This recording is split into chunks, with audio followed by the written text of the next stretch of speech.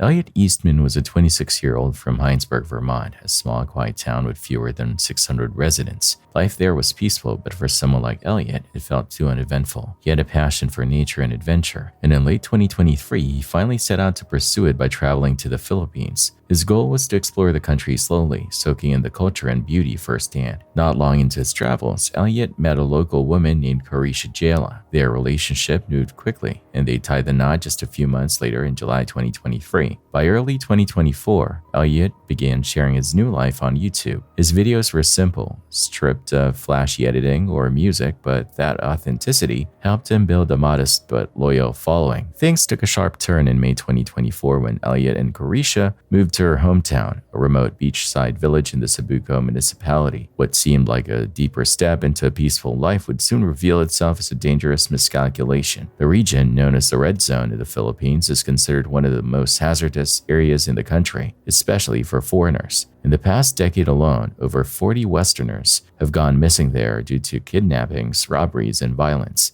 Elliot was fully aware of this. His YouTube bio even read, "I'm Elliot Eastman. I came to the Philippines about a year and a half ago, where I met the love of my life deep in the mountains of the Red Zone. I'm the first and only foreigner to have lived in Cebuco for an extended time."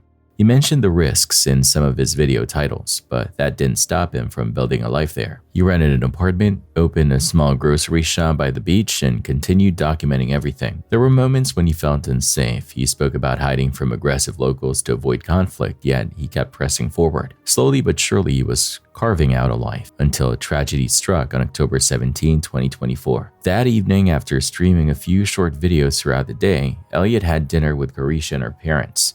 Not long after, 4 armed men stormed into their home. They were dressed to resemble local police, likely trying to trick Elliot into cooperating. But he realized something wasn't right and tried to flee. One of the men opened fire, hitting Elliot in the leg and abdomen. Despite his injuries, they dragged him out and onto a speedboat waiting nearby. That was the last time Elliot was seen alive. Police responded quickly, launching a search operation, but by the time authorities reached the area, the boat was gone. The investigation stretched into mid-November.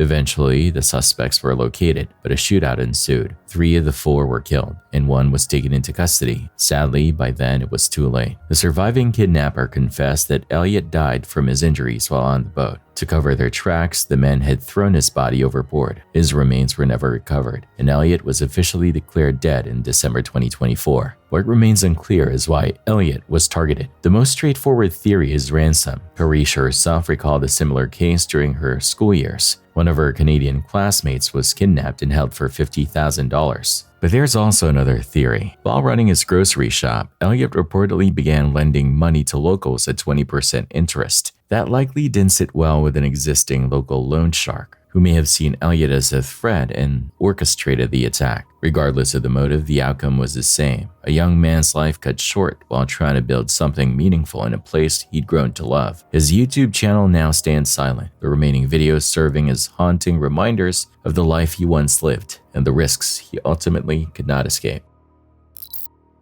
On July 17, 2025, shocking surveillance footage from Paris HMRI Hospital in Patna, India, revealed a cold-blooded execution that stunned the nation. The video shows 5 armed men confidently walking through the second-floor ICU corridor, heading straight to room 209 with disguises or hesitation. They moved with purpose, as if they belonged there, giving no sign of panic. Upon reaching the room, they pulled out pistols hidden in their clothing and stormed inside, where they opened fire on 36-year-old Chandan Mishra, a convicted murderer on parole, recovering from liver surgery. The gunman remained inside for about half a minute, then quickly exited, weapons still visible, while one lagged briefly before casually walking off. All 5 escaped without resistance, meeting a 6th accomplice outside and fleeing on 2 motorcycles.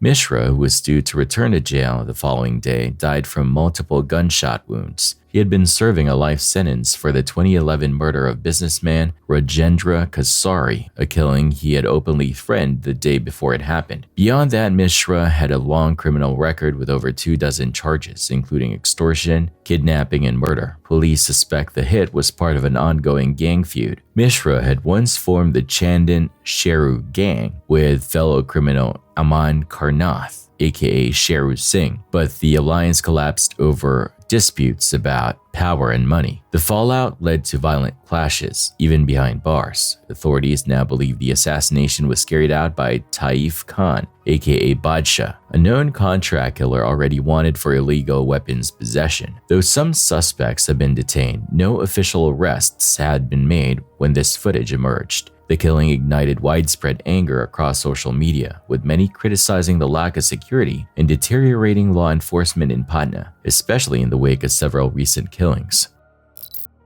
In March 2024, 22-year-old University of Missouri student Riley Strain traveled to Nashville with his fraternity brothers, ready to experience the city's famous nightlife. On the evening of March 8th, the group ended up at Luke Bryan's 32 Bridge Food and Drink, a popular bar in the heart of downtown. I'm good, how are you?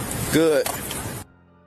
But around 9:45 p.m., the night took an unexpected turn. Riley was asked to leave the bar for being too intoxicated. He told his friends he would head back to their hotel, but he never made it there.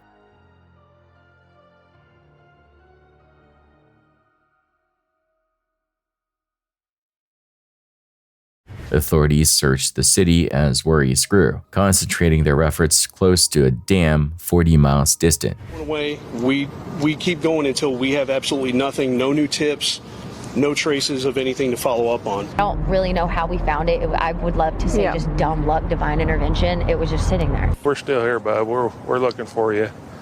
We want to take you home for graduation. 2 weeks after Riley went missing, the search came to a heartbreaking conclusion on March 22nd, when his body was recovered from the Cumberland River. The first autopsy found no evidence of foul play, but a follow-up examination revealed that he had drowned, with high alcohol levels contributing to his death. His blood alcohol content was 0.228, nearly triple the legal limit for driving. Authorities ruled his death accidental. Riley's story now serves as a sobering warning about the risks of heavy drinking and the importance of sticking close to friends during a night out. Colombian adult film actor Yosten Mosquera was caught on surveillance footage dancing inside a couple's home just moments after brutally killing them. What happened next horrified even the most experienced investigators. Mosquera dismembered their bodies, stuffed their remains into suitcases, and fled. Every disturbing step was captured on camera.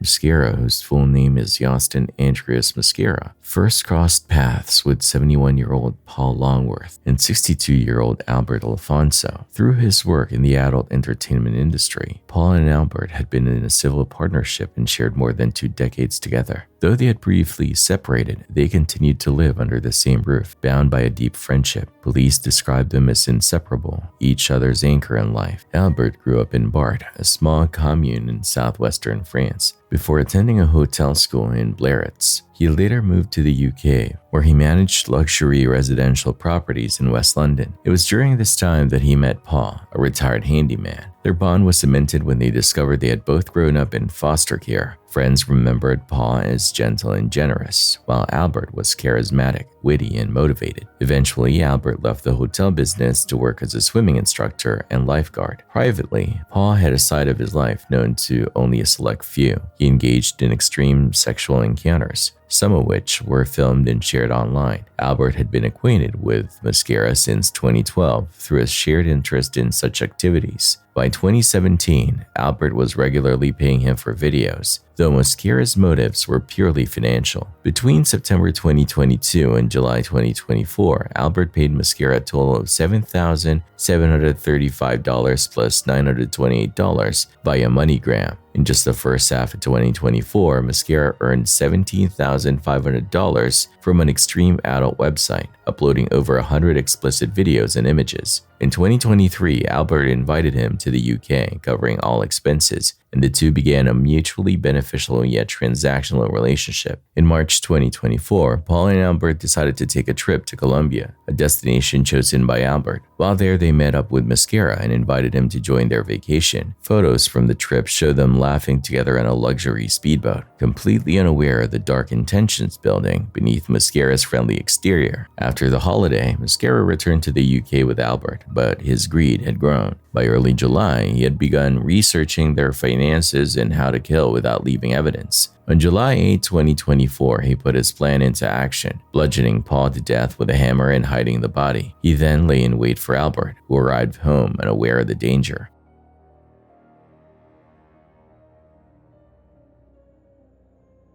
While the two were engaged in sexual activity on camera, Mosquera stabbed Albert repeatedly until he died. With both men dead, Mosquera went to the bathroom, washed away the blood, and began dancing and singing, disturbingly calm in the aftermath of his double murder. Somebody's just snapping. That's somebody that has planned to kill one of them at a pool, hide his body, wait for Albert to come home, then go on to have sex with Albert in quite an extreme fashion. And then at the point that he decided to then take Albert's life as well. This was immediately after murdering two men inside their London flat. With both victims dead, Mosquera began searching for money. He first tried and failed to transfer funds from Albert's computer. Then he headed to a cash machine, withdrawing money directly from Albert's accounts. But instead of fleeing, he stayed. What followed was among the most disturbing sequences imaginable. Mosquera dismembered the couple's bodies and brought in a chest freezer to store portions of their remains. Detective Chief Inspector Ali Stride later described it as probably the most traumatic, harrowing murder investigation I've dealt with, by virtue of that video and the fact that it took place during their sexual activity in their own home. The rest of the remains were packed into several suitcases. Mosquera then enlisted outside help. One man he hired had a van, which he used to drive Mosquera and the luggage more than 116 miles to Bristol, near the Clifton Suspension Bridge. There, Mosquera dumped the suitcases and fled. Not long after, a passing motorcyclist filmed him running away from the scene. Meanwhile, one of the suitcases began leaking blood, prompting horrified bystanders to call emergency services immediately. Suspension Bridge. What's the emergency? Right, we're going to need some police up here quite urgently, I think. We had a gentleman up here who was dragging a case behind him. The case of the wheels are broken and what have you. He said there's car parts and what have you. It's got to be funny, the case is broken and it looks like it's really heavy and there's blood coming out of it. The guy with the case has run off. We're now with the case, it's blood. We're convinced it's blood. The address on one of the discarded suitcases quickly led police to Albert's flat in the Shepherd's Bush neighborhood. Inside, investigators uncovered all the evidence they needed to tie Mosquera directly to the murders. After 2 days on the run, he was financially tracked down and arrested. Following a trial at Woolwich Crown Court, Mosquera was found guilty of double homicide.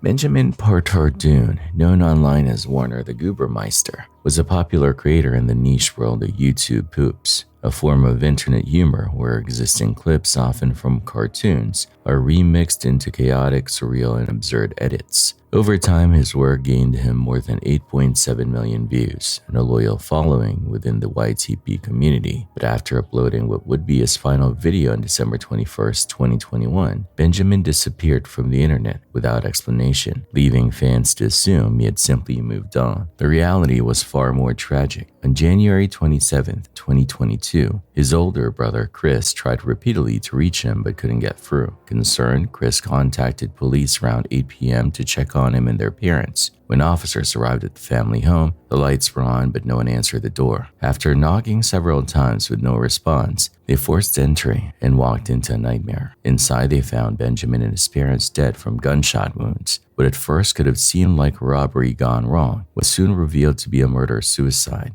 Investigators determined that Benjamin's father, Gregory, had shot both his son and wife, Deborah, before taking his own life.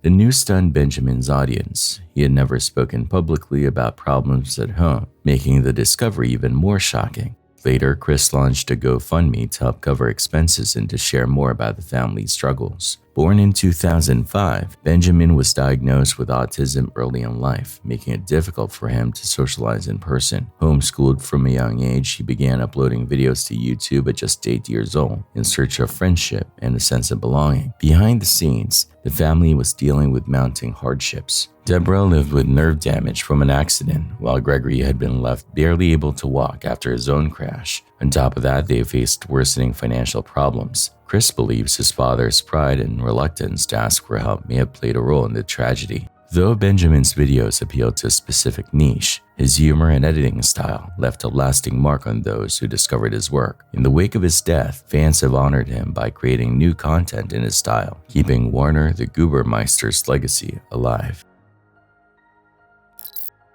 On February 8th, 2013, in the quiet town of Bunburn, Victoria, Australia, 42-year-old mother of 5 Lauren Whitehead walked into the local Woolworths around 4:55 p.m. She picked up a bottle of water, a pen, and a card, then seemingly vanished without a trace. CCTV captured her final moments in the store, but what happened afterward has puzzled investigators for more than a decade. Witnesses claimed they saw Lauren getting into a red Ford four-wheel drive shortly after leaving, one she was known to own. The same vehicle was later spotted near her home over the following weekend, quickly becoming a key focus of the investigation as authorities worked to identify and question the driver.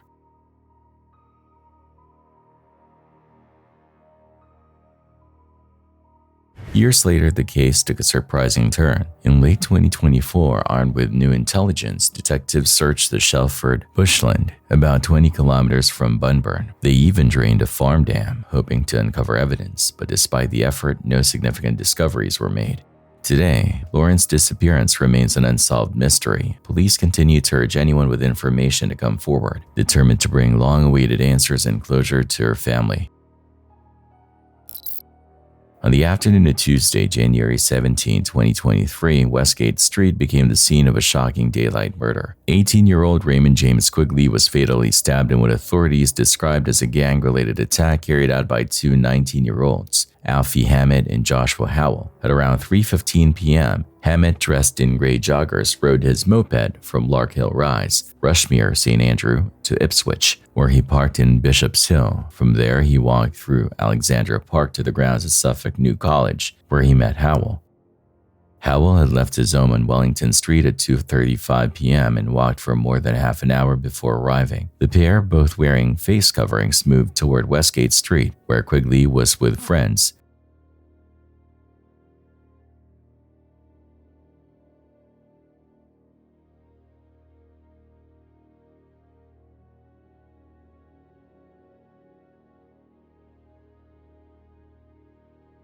Surveillance showed the two searching through the busy street crowd before closing in. Hammett went straight for Quigley, stabbing him repeatedly, 4 times in the torso, twice in the chest, and once in the abdomen.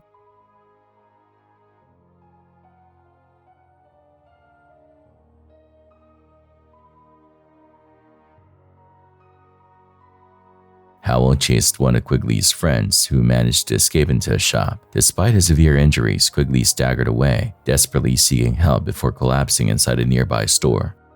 Witnesses and shopkeepers rushed to assist him, and emergency services arrived quickly, but it was too late. He was pronounced dead at the scene. The entire attack unfolded in broad daylight, in full view of pedestrians and under the watch of numerous CCTV cameras. Afterward, the attackers fled in opposite directions, swapping clothes along the way in an attempt to avoid detection. Police quickly pieced together the suspects' movements using surveillance footage, witness statements, phone records, and vehicle tracker data. 4 days later, in January 21, officers arrested Hammett in Ipswich and Howell in Oxfordshire. The investigation revealed a violent gang rivalry as the motive. Quigley was a member of OTM, Only the Money, while Hammett was aligned with rival gang Third Side. Howell was linked to IP3, an ally of Third Side. Prosecutors alleged the two were acting on orders from fellow gang members to target Quigley. After a 5-week trial, both were convicted of murder, possession of an offensive weapon, and, in Howell's case, threatening someone with a firearm. Hammett was sentenced to life with a minimum term of 24 years, while Howell received life with a minimum of 20 years. Harley Dilley was a 14-year-old from Ohio who ran a small YouTube channel under his own name. He started the channel in 2013 to share his passion for gaming, especially the sports game Madden, and occasionally he posted vlogs where he spoke candidly about whatever was on his mind. For Harley, these uploads weren't just casual hobby videos. They served as an outlet, an escape from the difficulties he faced in his personal life. Harley had been diagnosed with high-functioning autism and a positional defiant disorder, conditions that often led to tense and heated arguments with his parents. These conflicts sometimes escalated to the point where he found himself in difficult situations. In one particular telling moment, he uploaded a video titled "I'm Scared," explaining that he had been locked out of the house following a dispute with his mother. Hey guys, what's up? It is Harley Dewey. Probably one of my worst days in my life. I was at school and I was science test. I finished it and my computer says 1% battery left. So when I get to the next class and I put it on charger as quick as possible, but it didn't charge. None of the computers would take a charge. So I took it back and I had to fill out a complaint, and that's one of the most expensive parts of the computer. And my mom said she's not paying anything. We argued for about a good 5 minutes. Then she snapped. She said she was gonna call the police, and she said she already did. And she locked me out of the house. So right now I'm outside. Yep, the house is locked. It is 3:30. I haven't ate anything, and I still haven't even got to get my work done. My mom's gone. She won't answer the phone.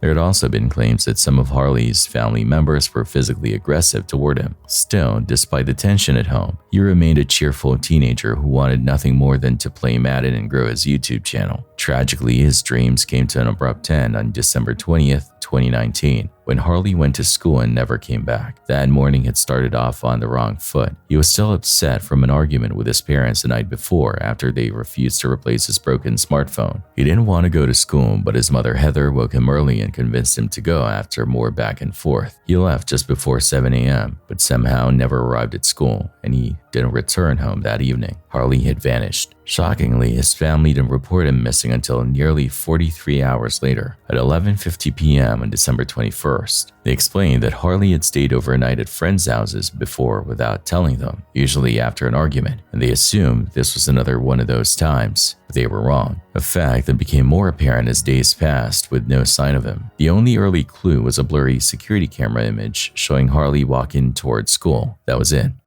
As the investigation stalled, the FBI and other agencies joined the search, distributing posters nationwide and offering an $18,000 reward. Tips came in, but none brought results. Until January 13th, 2020, over 3 weeks after he went missing, investigators were recanvassing the area near his home when one decided to check a vacant summer house directly across the street from the Dilly residence. The home was locked and showed no signs of forced entry, but with every other lead exhausted, they obtained a key and went inside. The ground floor was empty, but upstairs they spotted a maroon puffer jacket identical to the one Harley was last seen wearing, lying on the floor, along with his glasses. Both were coated in dust, suggesting they had been there for weeks. Above them was a small chimney vent used for heater exhaust. When an investigator reached inside, his hand brushed against human hair. Officers quickly dismantled the wall, revealing Harley's body wedged inside, arms raised above his head. The autopsy indicated he had died the same day he disappeared. From the position of his body, police concluded Harley had likely skipped school and tried to hide inside the vacant home until afternoon. Unable to find a way in through the ground floor, he climbed a roof using an antenna tower, spotted the chimney, and saw a short drop inside. What he didn't realize was that chute didn't lead to a fireplace. It narrowed into small vents. Once inside, his chest was pressed against the walls, making it impossible to breathe. His jacket and glasses likely slipped or were pushed through the vent in an attempt to free space. He slowly suffocated, trapped with no way out. While authorities ruled it a tragic accident, some of Harley's online followers were unconvinced. They pointed to supposed inconsistencies, like his jacket being photographed hanging from a door in one image, and questioned whether his shoes matched the ones recovered. Police explained that the jacket issue was due to an inexperienced investigator accidentally moving evidence, but conspiracy theories persisted. Regardless of the speculation, the loss was devastating. The YouTube community had lost a kind, passionate creator whose life ended far too soon.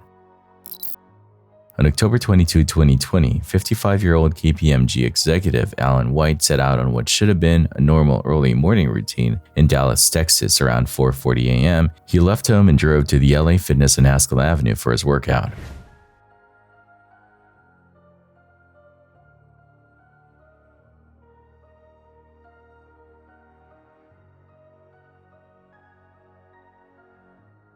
An hour later, surveillance cameras recorded him leaving the gym and stopping at a nearby racetrack gas station. At roughly 6 a.m., he filled up his black Porsche SUV and briefly went inside the store. This would be the last confirmed sighting of him alive.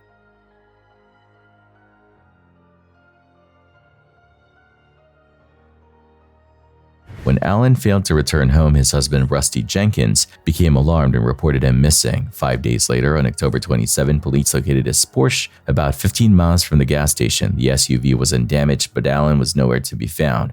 The search continued for months until May 13, 2021, when surveyors working near Paul Quinn College, less than a mile from where the Porsche had been discovered, came across human remains in a wooded area. The Dallas County Medical Examiner identified them as Alan White and determined his death was a homicide. Despite extensive investigation and a $20,000 reward offered by his family, no arrests have been made. As of May 2023, no suspects have been publicly named, and Alan's loved ones remain determined to find the truth and seek justice for his killing. Over the years, extreme sports have seen their share of danger, but few stories are as heartbreaking as that of Caleb Moore. Born on August 28, 1987 in Wheeler, Texas, Caleb was daring from a young age, climbing a 10-foot pole by himself at just 4 years old. His love for risk took shape when his father bought 3 ATVs for family outings. Though intended for fun, Caleb and his brother soon turned the quads into a competitive outlet, eventually mastering them on the Texas racing circuit. He quickly made a name for himself, securing podium finishes at major state competitions like Texas Motor Speedway and Moser Valley. With his talent evident, national attention followed, and a sponsor, BC Vault, took him under their wing. They introduced him to the world of action sports films, and from there, Caleb's rise was unstoppable. He became known globally for his ATV tricks, especially his signature backflip. Always chasing new thrills, Caleb shifted his focus to snowmobiles in 2009 after watching the Winter X Games. Backed by his father and brother, he learned quickly and began performing snowmobile backflips, earning bronze in freestyle events in both 2011 and 2012, and catching the eye on networks like ESPN.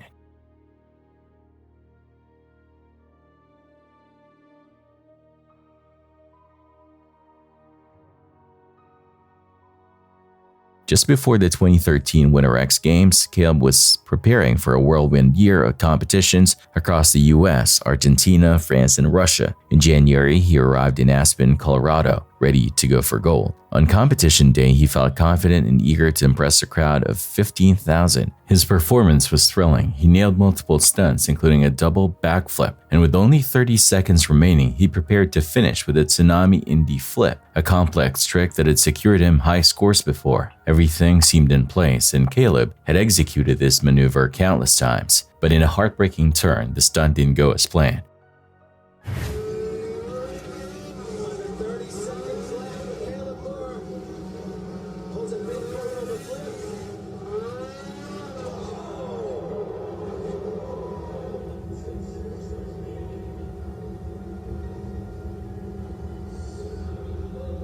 As he launched the snowmobile into the air for the final flip, Caleb under-rotated the trick. The machine's nose slammed into the ground, hurling him forward as the snowmobile flipped over and crushed him on impact.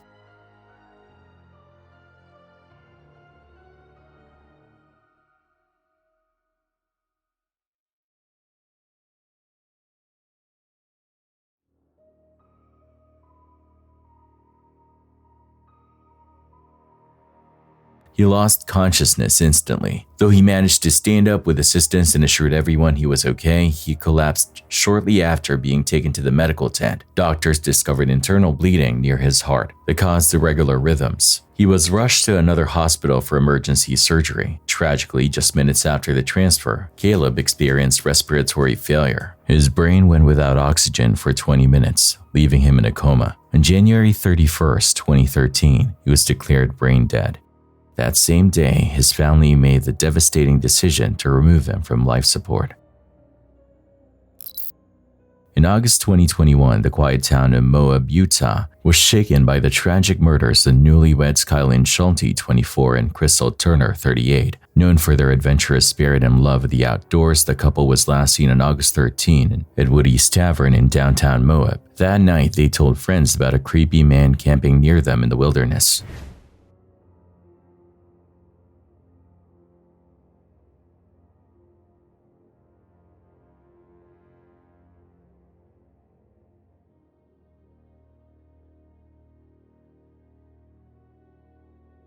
When they failed to show up for work the next day and couldn't be reached, friends grew worried. On August 18, a friend searching for them made a heartbreaking discovery: their bodies, found at their campsite in the La Salle Mountains. Both women had been shot to death. For months, the investigation brought few answers, but in May 2022, police identified Adam Pinkusiewicz, a former co-worker of Turner's at a local McDonald's, as a prime suspect. Pinkusiewicz had reportedly shown hostility toward the couple and left Moab shortly after the murders. He took his own life in September 2021. Investigators later confirmed he had privately confessed to the killings, sharing details only the killer could have known. By December 2022, authorities officially closed the case, concluding Pinkusiewicz acted alone. I can't believe it's over. I'm floored. I mean, did this clue really come in on my clue booth? Was it just a hate crime, you know? I mean, he hated the two lesbians that own the restaurant. He hated the fact that these lesbians appeared to him to be getting preferential favors. The Moab community still grieves for Kylan and Crystal, remembering them as free-spirited, deeply in love, and always happiest when exploring the outdoors together. Nicholas Siriger was a 28-year-old YouTuber with two passions: longboarding and dancing. His channel, Sunspeak, featured nearly 80 videos of him doing both, but his ultimate goal was to make it as a professional dancer. By 2017, he had moved to San Diego with his friend Austin to chase that dream. The problem was that neither of them had much money, and California's rent was far beyond their reach. With no other choice, they decided to live in tents or in random abandoned trailers around the Salton Sea. Once a thriving tourist destination, the Salton Sea had turned into a toxic, abandoned wasteland over the years. For Nick and Austin, that meant free living, but it also carried dangers that had nothing to do with the environment. On the night of September 9th, 2018 at around 2 a.m., those dangers came calling. The two were asleep in their tent when they were startled awake by a piercing scream coming from the tree line nearby. Fearing trouble, they decided to ignore it and go back to sleep, or at least that's what Austin thought. At some point after Austin drifted off, Nick decided to investigate the sound on his own. When Austin woke up the next morning, Nick was gone. He searched the area and found Nick's flashlight lying just a block from their tent. Alarmed, he contacted police. A search turned up some of Nick's belongings: one boot, his pants, and a knife sleeve. His other boot, wallet, and keys were missing, and there was no sign of him. Then days later, things took an eerie turn. Austin returned to the same spot he had already checked, only to find Nick's shirt and hat lying there, items that hadn't been there before. Someone had likely placed them there after the initial search. Who that person was remains a mystery. Nick's family set up a website with all available information and offered a $10,000 reward for any leads, but the case remains cold. With so few clues, theories are scarce. Some online speculated that Austin may have been involved, but police found no evidence of foul play. For now, all anyone could do is wait and hope that some unexpected discovery will finally reveal what happened to Nicholas Siriger. His YouTube channel still sits abandoned, a frozen reminder of a life and dream cut short. In July 2024, 36-year-old Cardiff mother Charlene Hobbs vanished under mysterious circumstances, leaving her loved ones desperate for answers.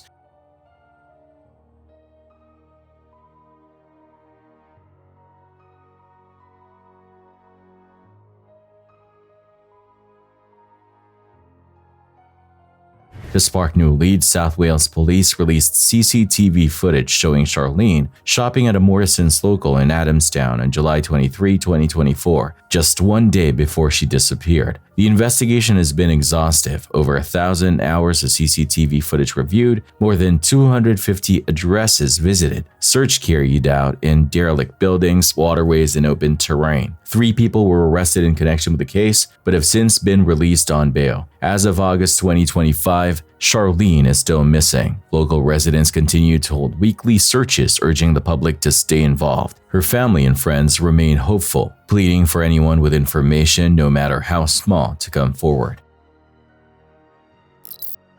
In April 2024, what began as a joyful celebration turned into devastating tragedy when a reckless driver crashed a child's birthday party. That Saturday, Kristen Siegler, a mother and longtime employee of the Swan Boat Club, wasn't there in her work capacity. She was hosting her 3-year-old son's birthday in the club's pavilion. Over 80 guests were invited, including friends, family, co-workers, and their children. The atmosphere was full of laughter and excitement. Kids played in bouncy castles, enjoyed games, snacked on treats, and painted while adults mingled. By 3 p.m., everyone gathered to sing happy birthday. The birthday boy blew out his 3 candles and cupcakes were passed around. Moments later, the unthinkable happened. An SUV traveling at 44 miles per hour suddenly appeared near the club and barreled straight into the building. The impact sent some victims into the next room while running over others. The driver, Marcella Chedister, a local resident and fellow club member, stepped out of the vehicle, seemingly unaware of the destruction she had just caused. The air filled with dust, debris, and chaos as no one yet knew the full scale of the disaster.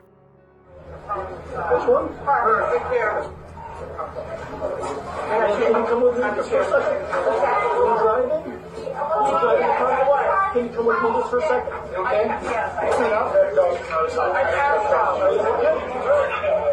Guests frantically searched for loved ones as the scene inside the Swan Boat Club descended into chaos. Screams filled the air as people tried to help the injured out to safety. Some worked together to push the SUV in hopes of freeing those trapped beneath it. Emergency crews arrived within minutes, tending to the wounded sprawled across the pavilion floor. When police approached Marcella Chedister, she appeared disoriented and unable to walk without assistance. A man helped her to her feet as she calmly explained that she must have blacked out due to her seizure disorder. She claimed she couldn't remember a thing.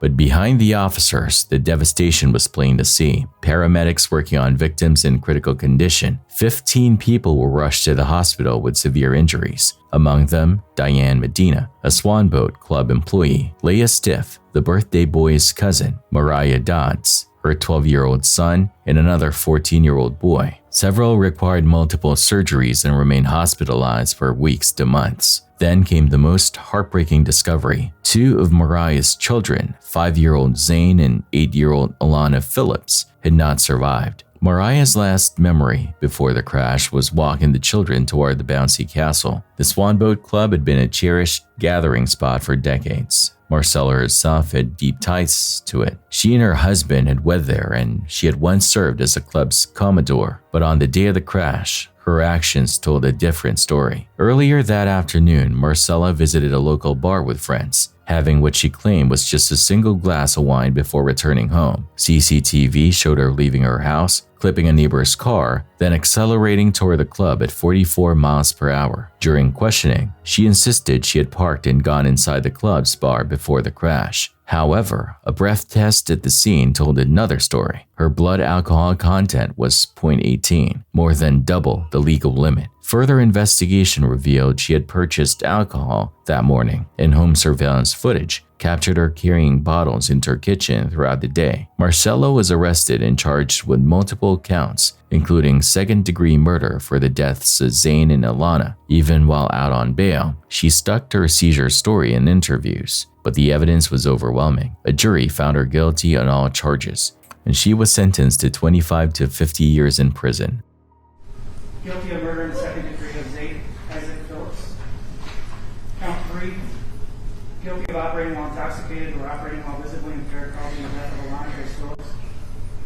I never meant to harm those children or anyone that was involved in the accident. And the only thing that I can say is, I'm so very sorry. When a young woman called 911 in January 2021 to report that a man was trying to break into her Ohio home, police arrived on the scene and 2 cops were shot. 911, where's your emergency? Hi, can you check my location? Do you know where you are? I'm on Summit Street. You're on Summit Street? Yeah, by the Kent State building. Wait, are you? Okay, man, are you on campus or at a house? No, I'm in an apartment. There's I was on babysitting. Okay. I need to transfer to the city of Kent. Okay, if you're in an apartment, stay on the phone with me. Do not hang up. Okay. Okay.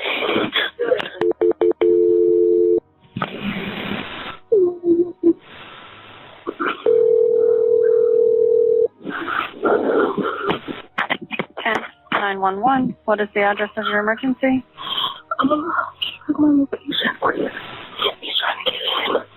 Okay, what's your address?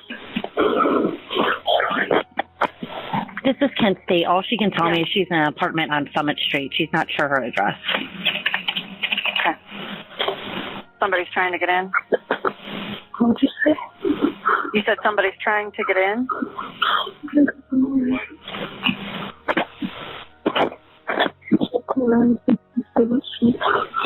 See what?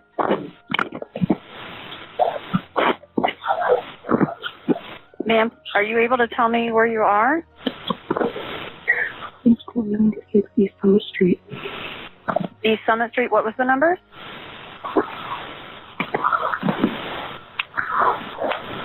Ma'am, are you able to give me your numbers again? 330-541-3217. Rapid SOS is showing 1596 East Summit Street. Yeah. 1596? Yeah, that's what Rapid SOS is showing. Ma'am, who's trying to get in? Please, thank you for waiting. Please help me. 200-250.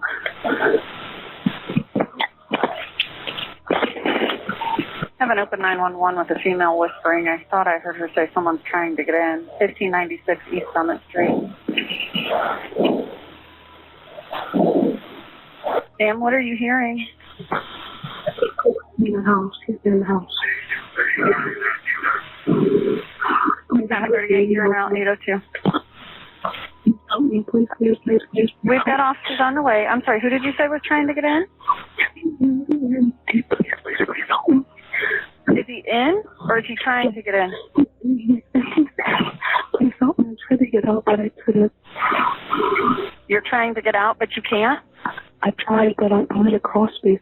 Please get in. Please help. Okay, is he holding you inside against your will?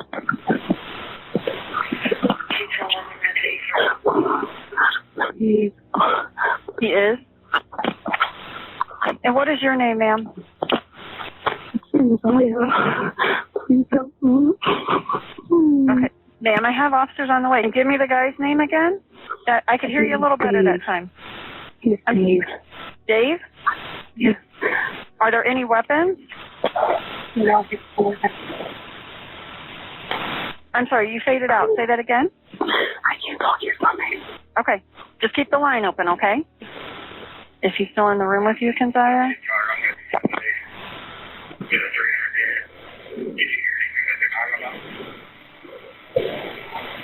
Negative. She whispers every now and then. Right now she's quiet.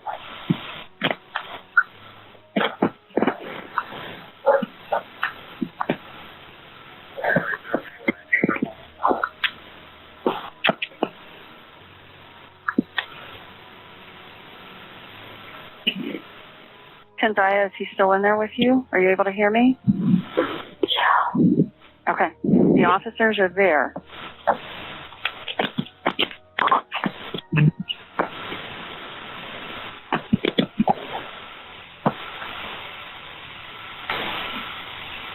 Kenzaya, do you think you're able to get to the front door at all?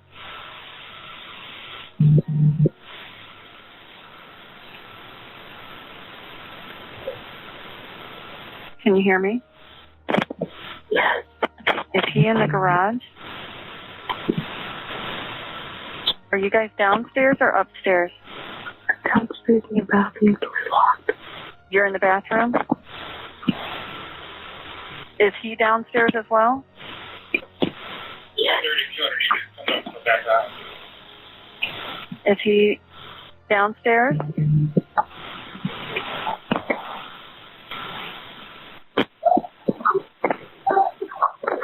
The police is here. They're here. 2:30 for a checkup.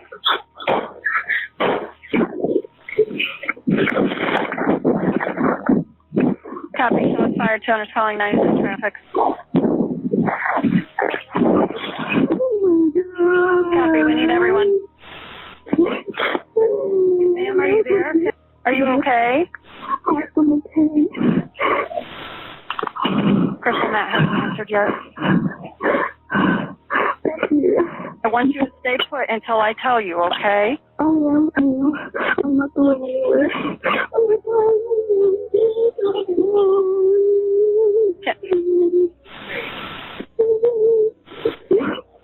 copy. 300, you copy for 1400. At around 8 a.m., Kent police were dispatched to a home in the 1500 block of East Summit Street near Loop Road in Kent, Ohio. Upon arrival, 2 responding officers were immediately attacked by the suspect, 40-year-old Dante Dixon of Cleveland Heights, who was armed with a handgun. Investigators later learned the 911 call came from a 14-year-old babysitter who was inside the home with a 1-year-old child at the time. Dixon was reportedly known to a resident who was not home, but his exact intentions remain unclear. During the confrontation, Officer Lenny Kuna, a 5-year veteran of the force, was shot in the hand, and Officer Kyle Ackland, a 7-year veteran, was struck in the chest. Ackland's life was saved by his bulletproof vest. Dixon was shot in the abdomen during the exchange but continued to fight and resist arrest until multiple officers subdued him. Dixon, who allegedly has an extensive criminal record, underwent surgery before being booked into the Portage County Jail on charges of aggravated burglary and felonious assault on police officers. His bond was set at $1 million. Both officers were released from the hospital, though the full extent of Kuna's hand injury is not yet known. In a statement, Kent police praised their bravery. These officers selflessly put themselves in harm's way to protect 2 innocent children from a gunman. We could not be more proud of officers Lenny Kuna and Kyle Ackland. In February 2005, 25-year-old Lisa Dorian vanished after attending a party at the Valley Halbert Caravan Park in Northern Ireland. On February 26th, CCTV captured her visiting Saltwater Brick Pub in County Down during the afternoon, then later entering and leaving the Lock and Key Pub, now known as the Groom Sport Inn. These images remain the last confirmed sightings of her.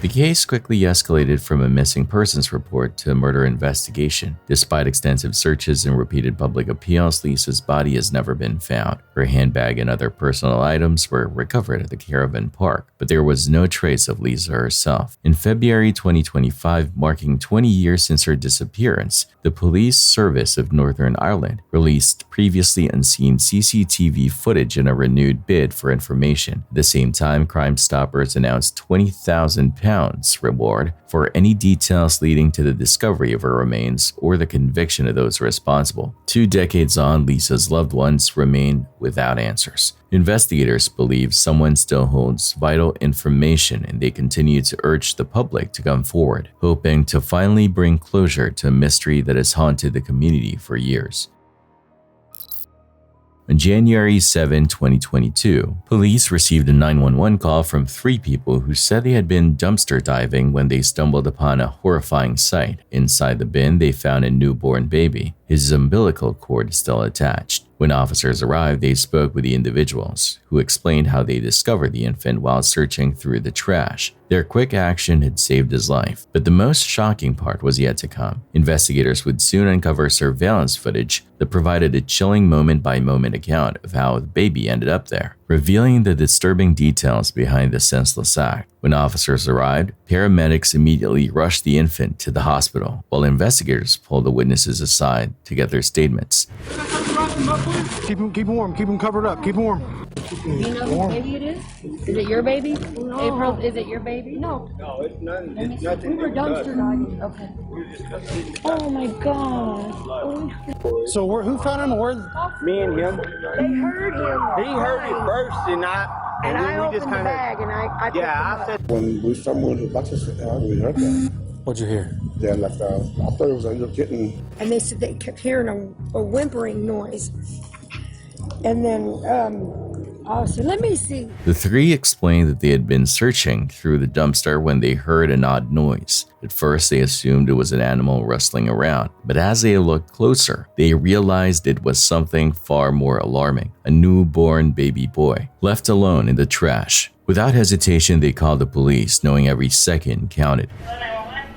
Yes, we just found the baby in the trash behind what is it? Damn, I can't think straight. The hogs. Hey, Pepper, where we at? The mall. Hogs, Broadway. We're behind Hogs Mall. Okay, I'm showing you 1218 North Okay,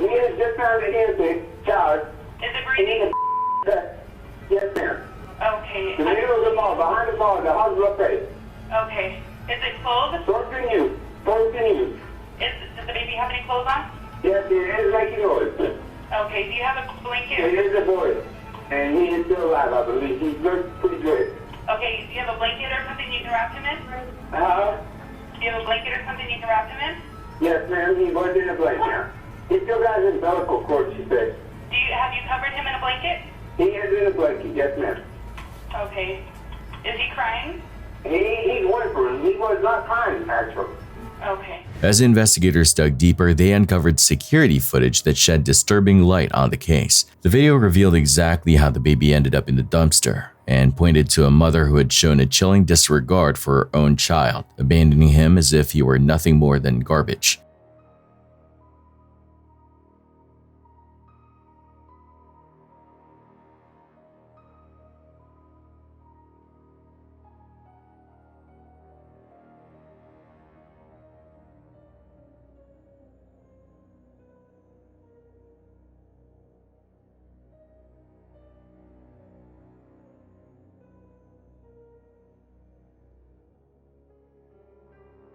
In the footage, 3 people are seen pulling what appears to be a black trash bag from the dumpster and peering inside. Moments later, they make a shocking discovery: the fragile body of a newborn baby. Without hesitation, the dumpster divers spring into action, freeing the infant from the bag and holding him close to keep him warm before immediately calling 911. But the security cameras revealed far more than the rescue.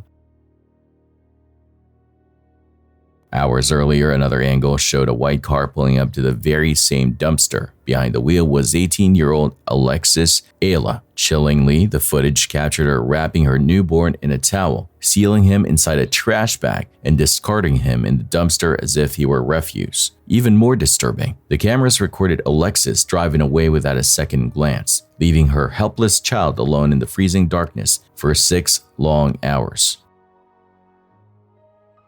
Armed with this evidence, investigators now had a clear suspect, and their next step was to track down Alexis and bring her in for questioning. I don't know what you're going through, if you're going through anything. We're all humans. Before me being a detective, I'm a father, son, and stuff like that. We're all human. It doesn't matter what rank we have or how old we are. All right, and that's why, I asked you to come out here and give me your side of the story. Okay, I'm not here to judge you. I'm not here to question you. I'm not here to accuse you. I'm not here to belittle you. That's not what I do. That's not my job. So my job is to investigate, and that's exactly what I'm doing. All right. So if you can, I would kindly ask you just to tell me the truth, and we'll go from there. Okay? So you want to tell me what's going on, or what happened today, or what led to this? I don't. I mean, I can tell you, but I need you to ask, because then I can't tell you because I don't. Right. Okay.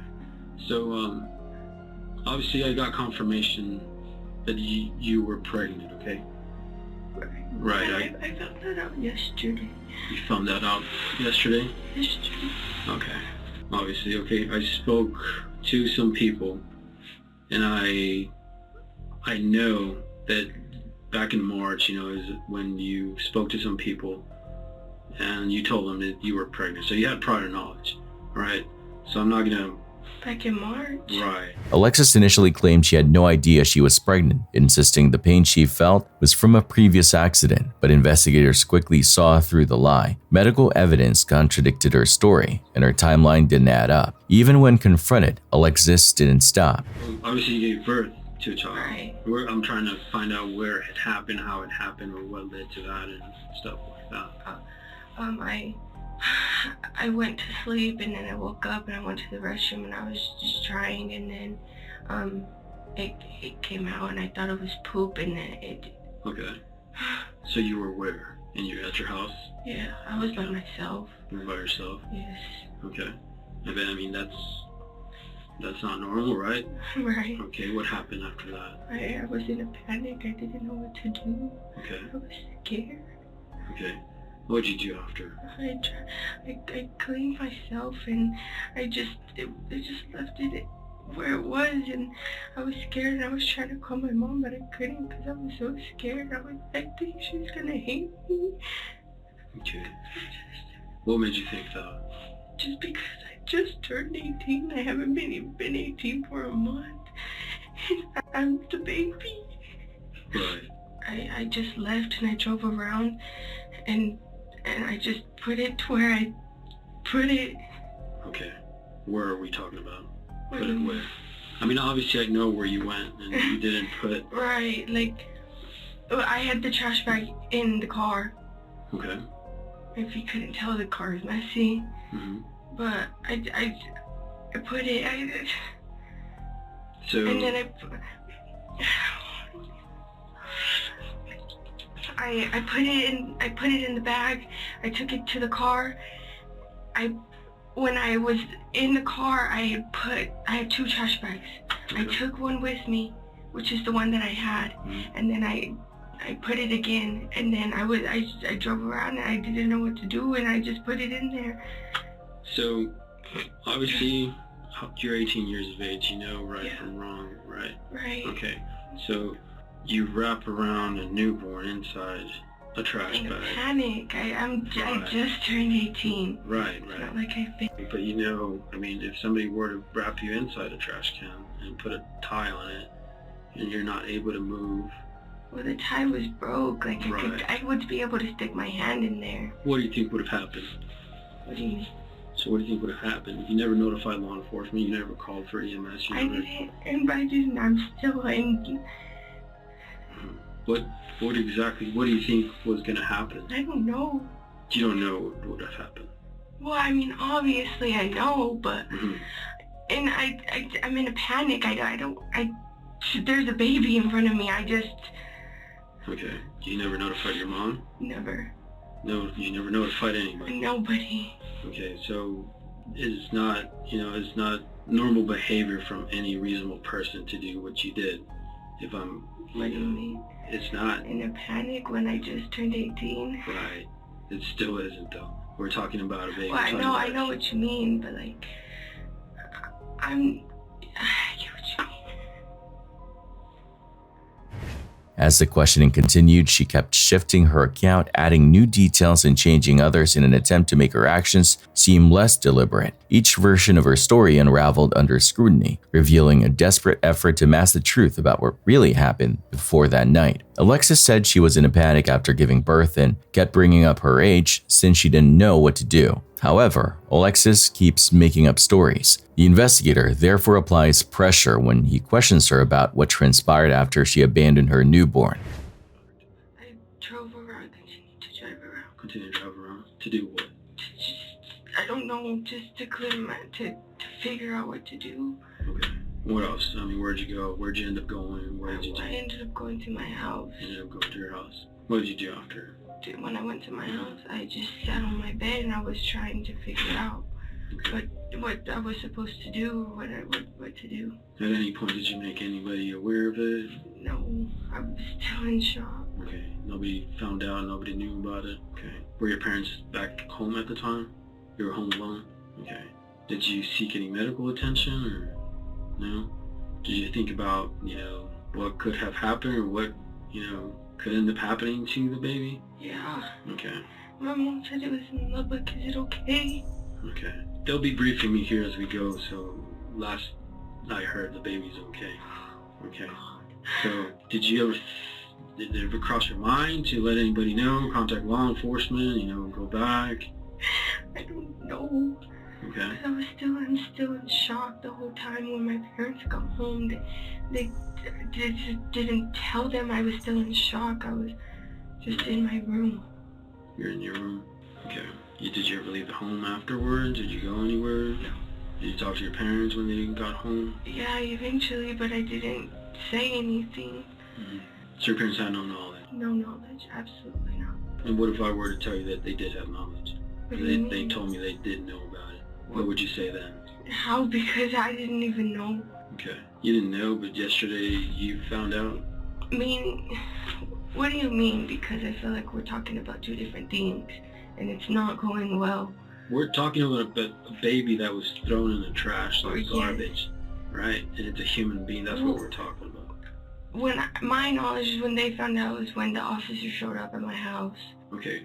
So I'm talking about the knowledge of you being pregnant, obviously. Oh. Because I know that you knew back when you found out you were pregnant. And it wasn't yesterday. That's what I know. to God it Okay, was. I don't, like I said, I don't go that route, but I know, and I do my investigation prior to even talking to you and, coming out here and interviewing you. Okay, as I told you, I'm not here to judge you. There's two sides to the story, but if you're going to come and tell me that you found out you were pregnant yesterday, and I know that's a lie. Well, sorry. Go ahead. No, go ahead. Then it changes things, because I don't appreciate that.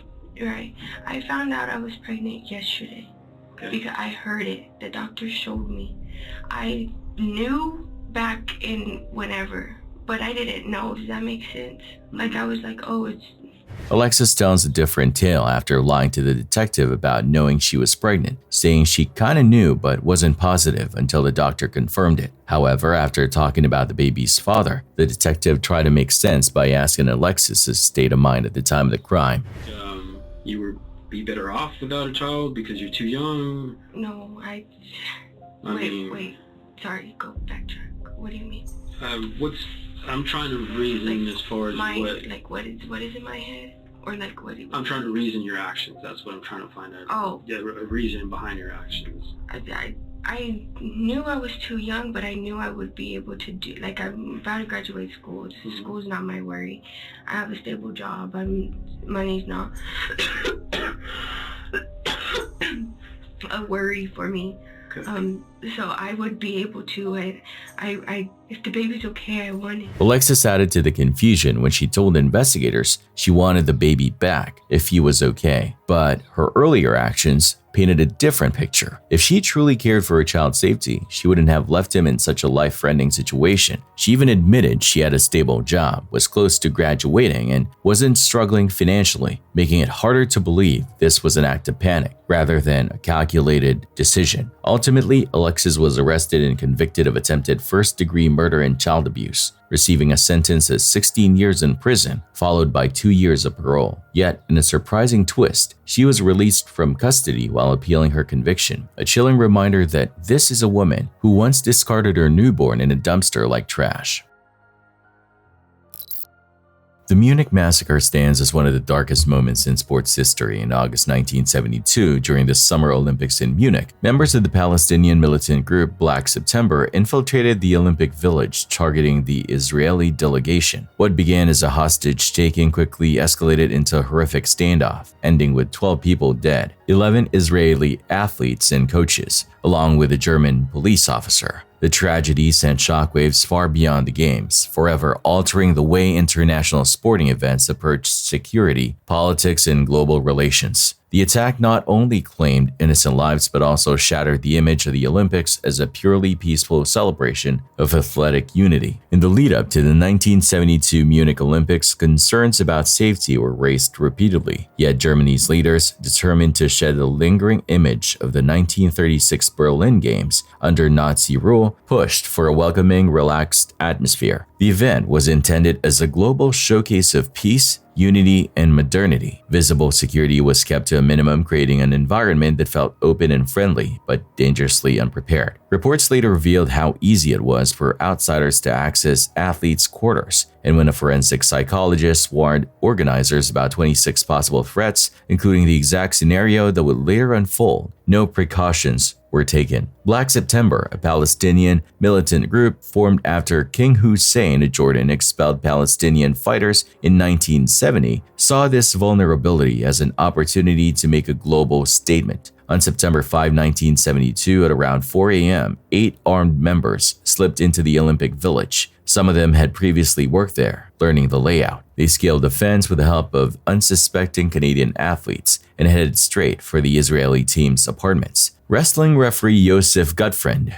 spotted the masked men and tried to block the door with his body weight, buying precious seconds for some teammates to escape, but others were caught. Moshe Weinberg, a wrestling coach, fought back, knocking one attacker unconscious but was shot dead. Weightlifter Yosef Romano also injured a gunman before being fatally wounded. By the time the raid was over, 9 Israeli athletes and coaches were bound as hostages. Black September demanded the release of over 200 prisoners, including Palestinians held in Israel and allies detained abroad. Israel, holding firm to its policy of not negotiating with terrorists, refused. The German government offered money and even volunteered themselves in exchange, but the captors rejected both offers, warning they would kill all hostages if their demands weren't met. Negotiations dragged on, broadcast live across the world, while German police, lacking a dedicated counter-terrorism unit, scrambled to form a rescue plan. 2 early rescue attempts failed. Preparations were broadcast on television, allowing the hostage takers to watch their every move. Eventually, the captors demanded transport to Cairo, and German officials pretended to agree. The plan was to ambush them at a nearby airbase using snipers, but the operation was fatally flawed. Police assumed there were only 5 attackers instead of 8. The snipers were not properly trained and crucial support teams were blocked from position. When the helicopters carrying the hostages landed at the base, confusion and poor visibility under floodlights turned the standoff into chaos. The first shots killed a German police officer, and in the ensuing crossfire, the gunmen executed all 9 hostages. 5 of the attackers were killed and 3 were captured alive. The failed rescue shocked the world. Germany faced harsh criticism for its lack of preparation and inadequate response. Do you think the game should continue after yesterday? I don't want to comment on that. I'm not capable of making such a great decision. There are too many people here, from too many countries.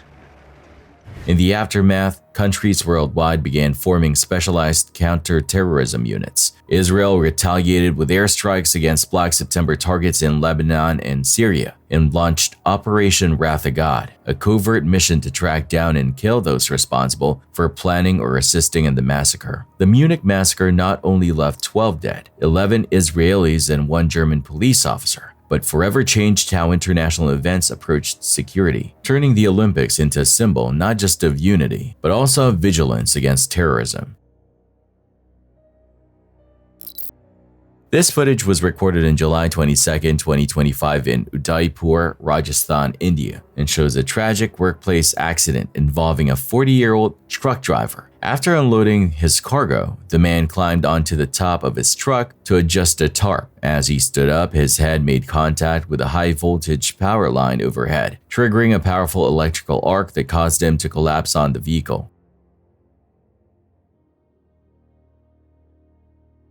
The electrocution was fatal. News of the incident quickly spread, drawing the victim's family and dozens of local residents to the scene, where they demanded compensation. Tensions rose, and police along with district officials were called in to manage the crowd and initiate an investigation into the circumstances surrounding the accident.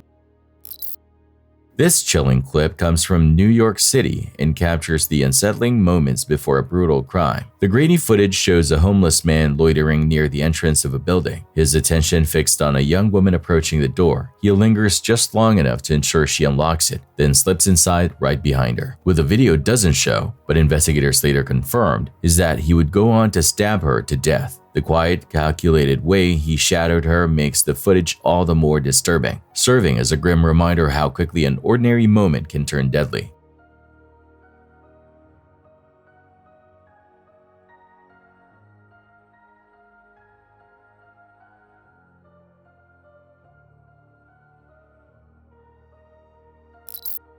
At first, it looked like just another DUI crash, a mangled car, a shaken driver, and police ready to make an arrest. But what officers uncovered next would turn a routine traffic stop into the beginning of a nightmare. You got here before, I don't know if you saw anything, but we pulled up and I just wanted to make sure everything was good, but this dude's like, he's like freaking out in there. He's saying he's gonna die and like asking for the police, like he's like freaking out, either on alcohol, both, whatever, I don't know. So I would just be very...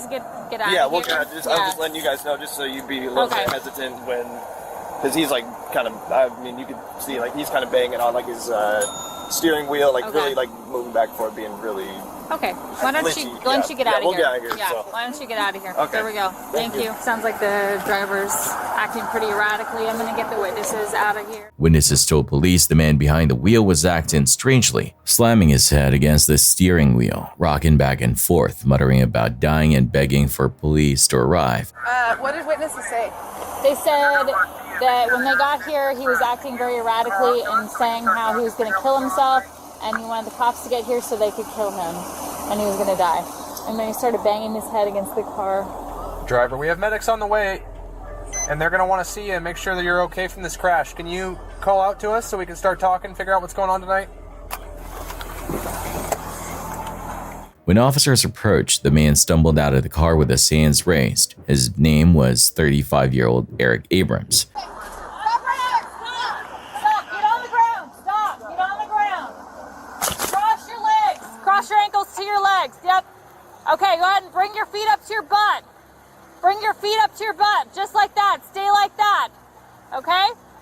At first they thought he was drunk, but then Eric muttered a phrase that sent a chill through everyone on scene. I shot somebody. I shot my mother. Okay, you're not moving. I might be Lisa over here. Hold. Do not move. I'll go. I surrender. I surrender. I won't do anything. I'm sorry. I just want to make sure you're okay. I'm sorry. Where are you injured? You crashed pretty hard. No, I'm not injured. You don't have any injuries? Stop, We just want to start. Please arrest me. Yeah. Are you arresting me? Well, right now we're just detaining you so that you're safe and we're safe. Okay. Stop. I need to die. What's your name, man? Can I die? No. What's your name? Eric. Eric what? What's your name, Eric? Abrams. Eric. I want to die. Let me roll you on your Police. side, okay? Please let me die. Block it, yeah. You're gonna shoot me? No. No, Eric. no. Hi there. No. What's your last name? Yes. How old are you? It doesn't matter. I'm a Jesus Christ. You got ID on Eric? No. It's in the vehicle. Where were you born? 1983. Hey, Eric, where's your pistol at? It's in the vehicle. I tried to take it out of my pocket, but I couldn't find it. Are you good to have medics come actually give this one? Come check Can it I out. come up or? No, we're good. I'm just gonna leave you right here, and they'll have to come Sorry. look at you. I didn't mean to do anything. I shot somebody though. Hey, I shot somebody. Hey, my name is Marcus. I'm with the fire department. I shot somebody. Hey, I want to make sure you're medically okay. I'm okay. You don't have to do anything. I shot somebody and I'm a up. Could you just tell me what your name is? Can you shoot me? You have to shoot me. What I've done. I want to make sure you're medically okay. I'm okay. I just drank a whole bunch. I live in 1. I shot someone there with a 9mm handgun. Need to go there. They need an ambulance. What's your name, bud?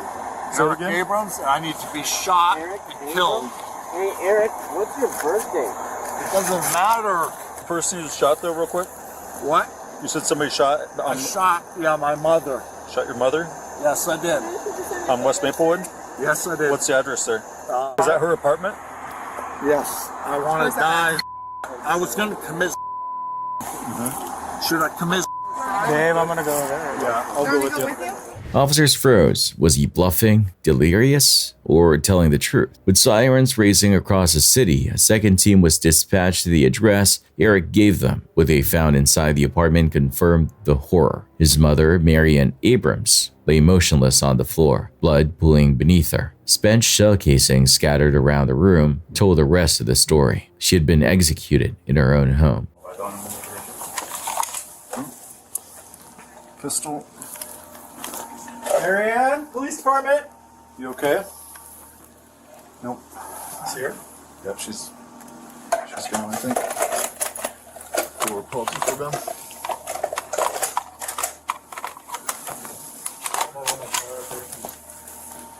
We will need aid to respond, but it'll just be to confirm a DOA.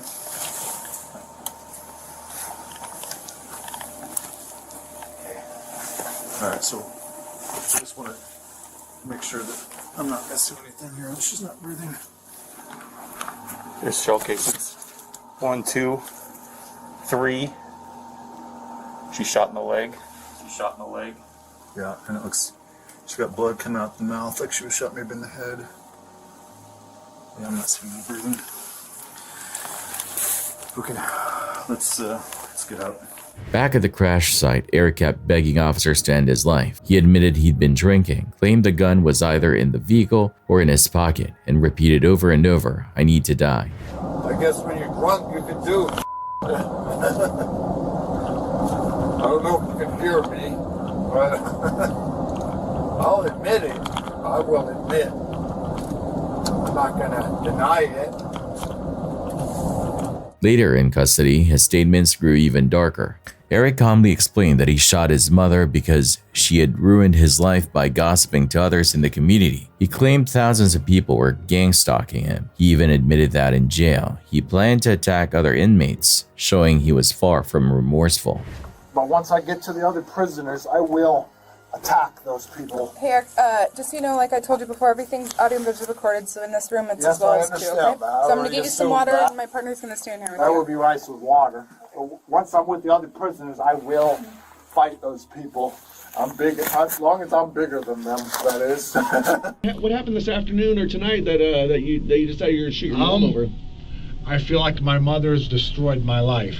Okay, explain that to me. That's why I shot her. Okay, explain that to me. Why do you think your mom's destroyed your life? She's told other gossip and stuff to other people. Okay, okay. So that's why I shot her. How old are you, bud?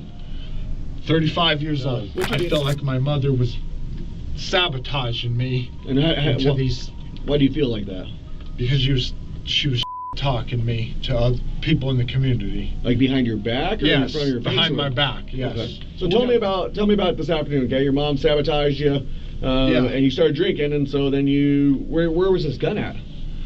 I've owned the gun for a few months now. Okay. I purchased the gun legally. And so when you bought these guns 6 months ago, what did you buy them for?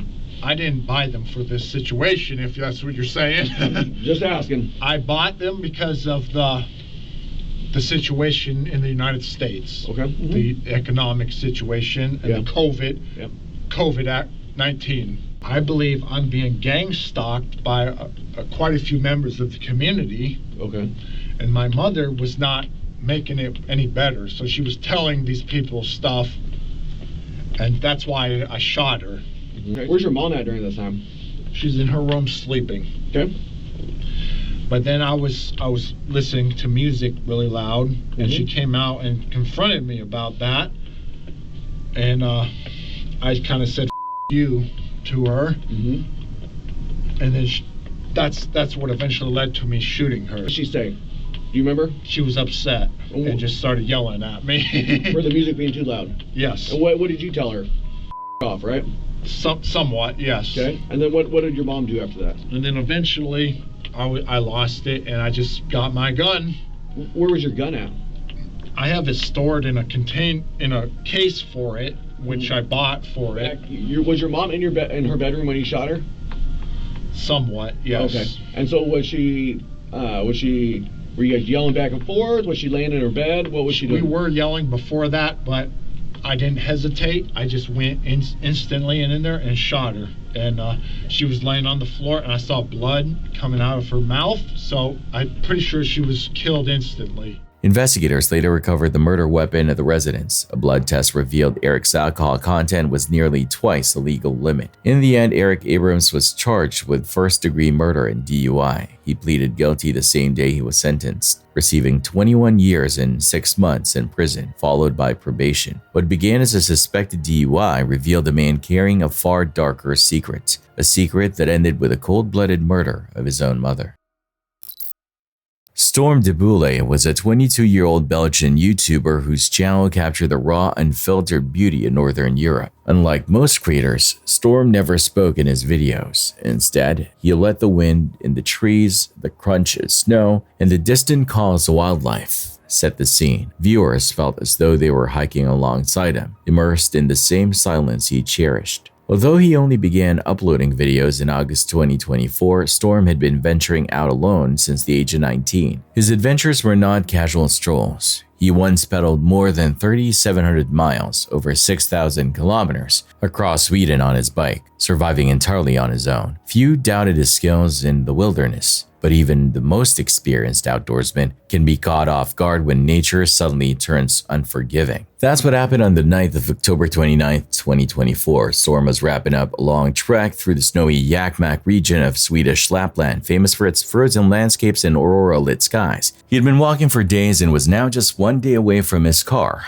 With darkness falling, he decided it was safer to set up camp rather than risk continuing in the cold. He carefully mounted snow around his tent as a windbreak before lying down to rest, but nature had other plans. Only a few hours later, an intense blizzard slammed into the region. Winds reached up to 75 miles per hour, 120 kilometers per hour, ripping through the forest with hurricane-like force. Temperatures plummeted to 21 degrees Fahrenheit or -6 Celsius. With wind chill, it felt closer to 0 Fahrenheit, nearly -18 Celsius. Around midnight, Storm recorded a video for a friend showing his tent collapsing under the force of the storm. His voice carried a mix of shock and fear as he said, "Tonight it's gonna get worse. Jesus Christ." Not long after, he phoned his grandmother, downplaying the danger but admitting it was snowing heavily. He promised her he would survive. At 2:36 a.m., the situation grew dire. Storm placed an SOS call to Swedish authorities reporting injuries, including a broken nose, and pleading for help. Rescue teams scrambled to reach him, but the storm made it impossible. Helicopters couldn't fly in those winds, and heavy snow blocked ground teams. By the time the blizzard subsided at 10 a.m. and rescuers arrived, it was too late. Storm's body was found 2.6 kilometers away from his collapsed tent. The lower half of his body was purple from the cold, and even the blood on his face had frozen solid. Investigators believe he left his tent either after it failed or in a desperate attempt to reach his car, but collapsed along the way. Storm's tragic passing was a devastating reminder that even experts can fall victim to the elements. Yet as his father once recalled, Storm had told him,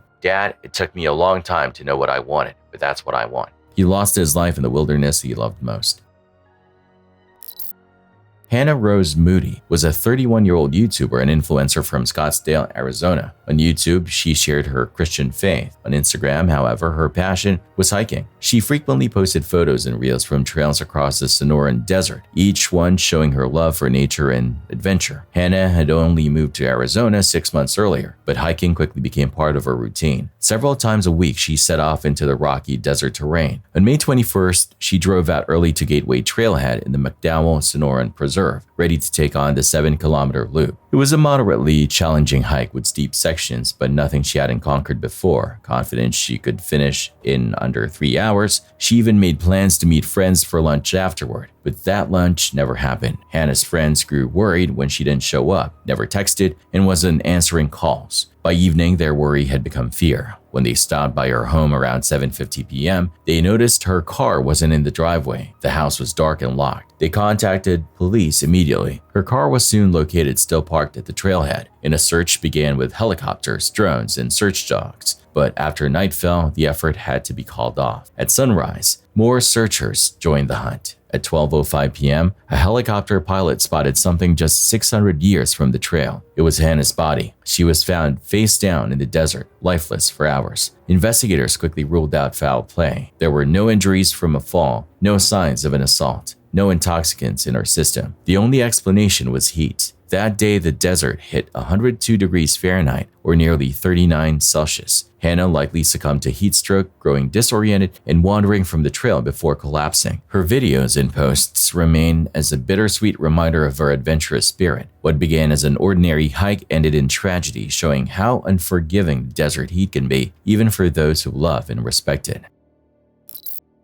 In Scotland's rugged countryside, 33-year-old Finn Kinney was well known as a survivalist. He ran a small school called Wildcat Bushcraft, where he taught kids how to forage, build shelters, and live off the land. He also ran a YouTube channel with the same name, passing his hard-earned wilderness skills to a growing online audience. On March 25, 2022, Finn set out on what should have been a challenging but manageable solo trek. He was dropped off near Loch Naver, intending to hike 45 miles south to the village of Golspie. He planned to film the journey, showcasing bushcraft skills along the way. When he didn't arrive on schedule, his family wasn't alarmed at first. Long trips were part of his lifestyle. but after 3 days with no word, his father reported him missing. Police scoured the countryside, helicopters and ground teams covering miles of rough terrain. Nothing turned up. Months passed without a trace. Finn's story was even featured on Vanished, a British program about unsolved disappearances. Still, no answers came. His father, Mark, refused to give up. For 19 months, he searched on his own. Finally, he found Finn's backpack, half hidden along the banks of Loch Naver. The discovery suggested Finn may have tried to cross the water and drowned. The family reluctantly accepted this theory, believing Finn attempted a shortcut but was overcome by the cold loch. Yet many questioned the idea. Why would a skilled survivalist risk swimming such a treacherous stretch, especially with miles left to travel? Online, theories abound. Some suggest Finn faked his death. Others fear he took his own life. The truth remains a mystery. What is clear is that Finn's knowledge and adventurous spirit left an impression on many who learned from him. His disappearance shows that even experts can vanish in the wilderness they know best. Andrew Cross, 36, from Grand Junction, Colorado, was the creator behind Desert Drifter, a YouTube channel blending history, exploration, and adventure. His videos uncovered everything from ancient stone walls to abandoned spy caves, presented with cinematic quality that quickly earned him a large, devoted audience. But in early 2025, uploads stopped. Fans assumed he was taking time to produce his next video. Instead, on February 2nd, his wife Evelyn delivered heartbreaking news. Andrew had been in a devastating car crash. On January 31st, he was driving home after filming at Bears Ears National Monument in Utah. While waiting at a stoplight in Grand Junction, a speeding driver slammed into his car from behind. The impact was so violent, his vehicle flipped, leaving him with catastrophic brain injuries. Andrew was rushed to the hospital and placed on life support. For more than a month, his family clung to hope, but doctors confirmed the damage was irreversible. On March 4th, at 10:50 a.m., his family made the agonizing decision to remove life support. Andrew's fans, stunned by the loss, raised more than $544,000 to support Evelyn and their family. The driver responsible, identified as Ragnar Nicholas Crystal, was later arrested for vehicular homicide and DUI. Andrew's channel may never upload again, but his videos remain a lasting legacy of passion and curiosity. To thousands of viewers, Desert Drifter wasn't just content, it was an invitation to see the world's forgotten corners through Andrew's eyes. By 2015, cruise ships weren't just vacations at sea anymore, they were entire floating cities.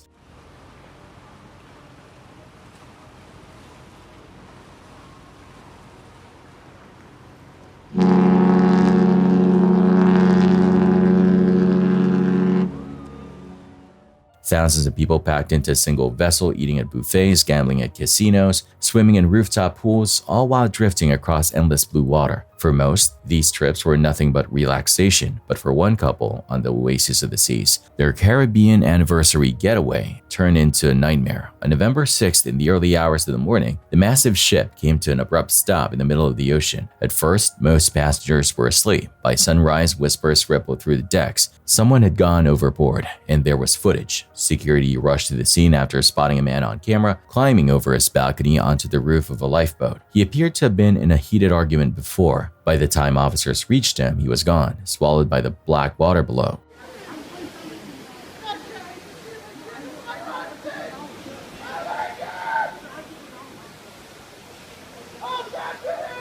Stop yelling! Let them work!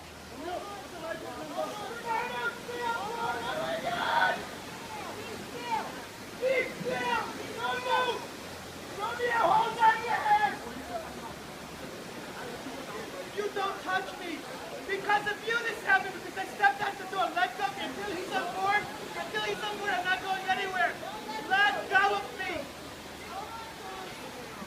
Let get off me. Get off me.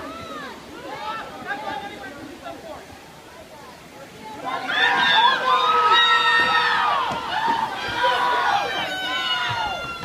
Watch. He's there! He's there! Stop! Get the life back! Get the life thing! Throw it over! Throw it over! The mood on board shifted instantly. The carefree energy vanished. People gathered in silence along the railings. searching the waves for any sign of him. Hours passed. Coast Guard vessels arrived, scanning the horizon. Nothing. No body, no clothes, just empty sea. Officials quickly declared it a suicide. That 35-year-old Bernardo Elbes had jumped willingly, but his family fiercely rejected that version. According to their attorney, Elbes and his husband had endured repeated homophobic slurs from crew members. In that final night, the situation escalated into a confrontation. They believed his death wasn't simply a choice, but the outcome of harassment and negligence. Royal Caribbean denied any wrongdoing, insisting staff responded correctly and that Elbes leapt of his own free will. The sheriff's office backed that conclusion, but his family never accepted it. Bernardo's body was never recovered. His story, like so many others lost at sea, remains adrift, unanswered, unsettled, and painfully unresolved.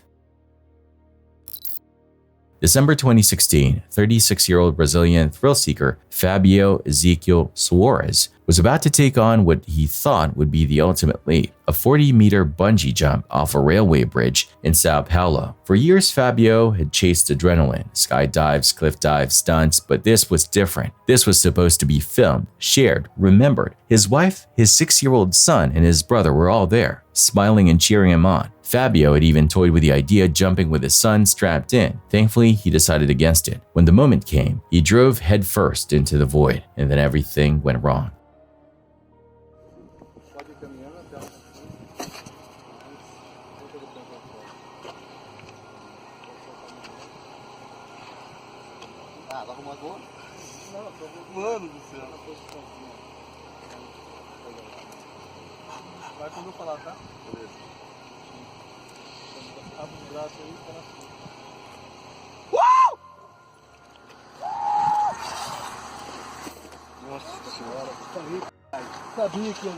Ah, não acredito, gente. O que aconteceu? Vai tomar no c***, cara. Ah, não, gente. O que aconteceu? The cord tied to his ankle never recoiled. Instead of bouncing, Fabio plummeted all the way down. The professional crew who set up the jump had miscalculated the rope's length. With no resistance to stop him, Fabio hit the ground with catastrophic force, right in front of the people who loved him most. He was rushed to the hospital, but the impact had been instantly fatal. The very footage he recorded, meant to capture triumph, became evidence in the investigation. It showed without doubt that negligence, not fate, killed him. Fabio's life was cut short not by the thrill he craved, but by the fatal error of those entrusted with his safety.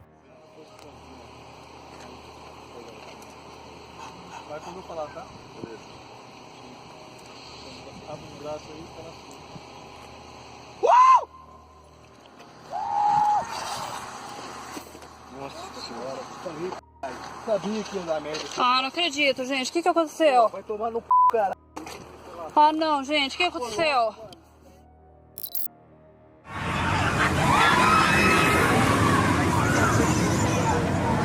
It was supposed to be just another evening of thrills at a Chinese amusement park. Teenagers lined up for a ride called Travel Through Space, a spinning attraction that hurled its riders upside down through the air. For a few moments, it was laughter, screams, and joy. But then, tragedy. A 13-year-old girl named Guanjin slipped from her seat mid-rotation. As the ride swung her upside down, her restraints failed. She was flung into the air and slammed against the steel railings below. Witnesses screamed. Phones recorded the horrifying scene.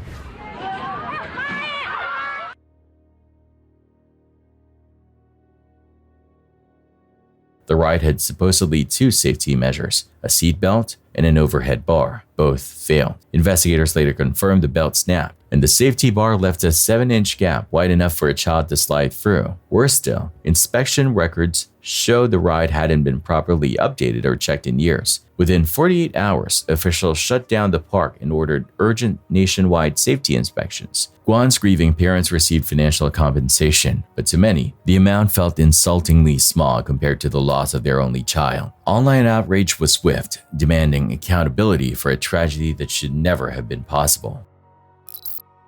In broad daylight outside a church, 2 teenagers were gunned down by a gang member. The victims were just 16 and 18 years old. What followed was chaos, desperation, and a trail of evidence that would eventually expose the shooter's identity. This is the body cam footage from that day and the investigation that unfolded. When officers arrived, they found Gavin, just 16 years old, already deceased. His friend Daniel was critically wounded. Both had been shot multiple times in front of horrified witnesses. The shooter fled in his pickup truck, leaving behind bullet holes in the church wall, tire marks, and a red bag dropped in the street.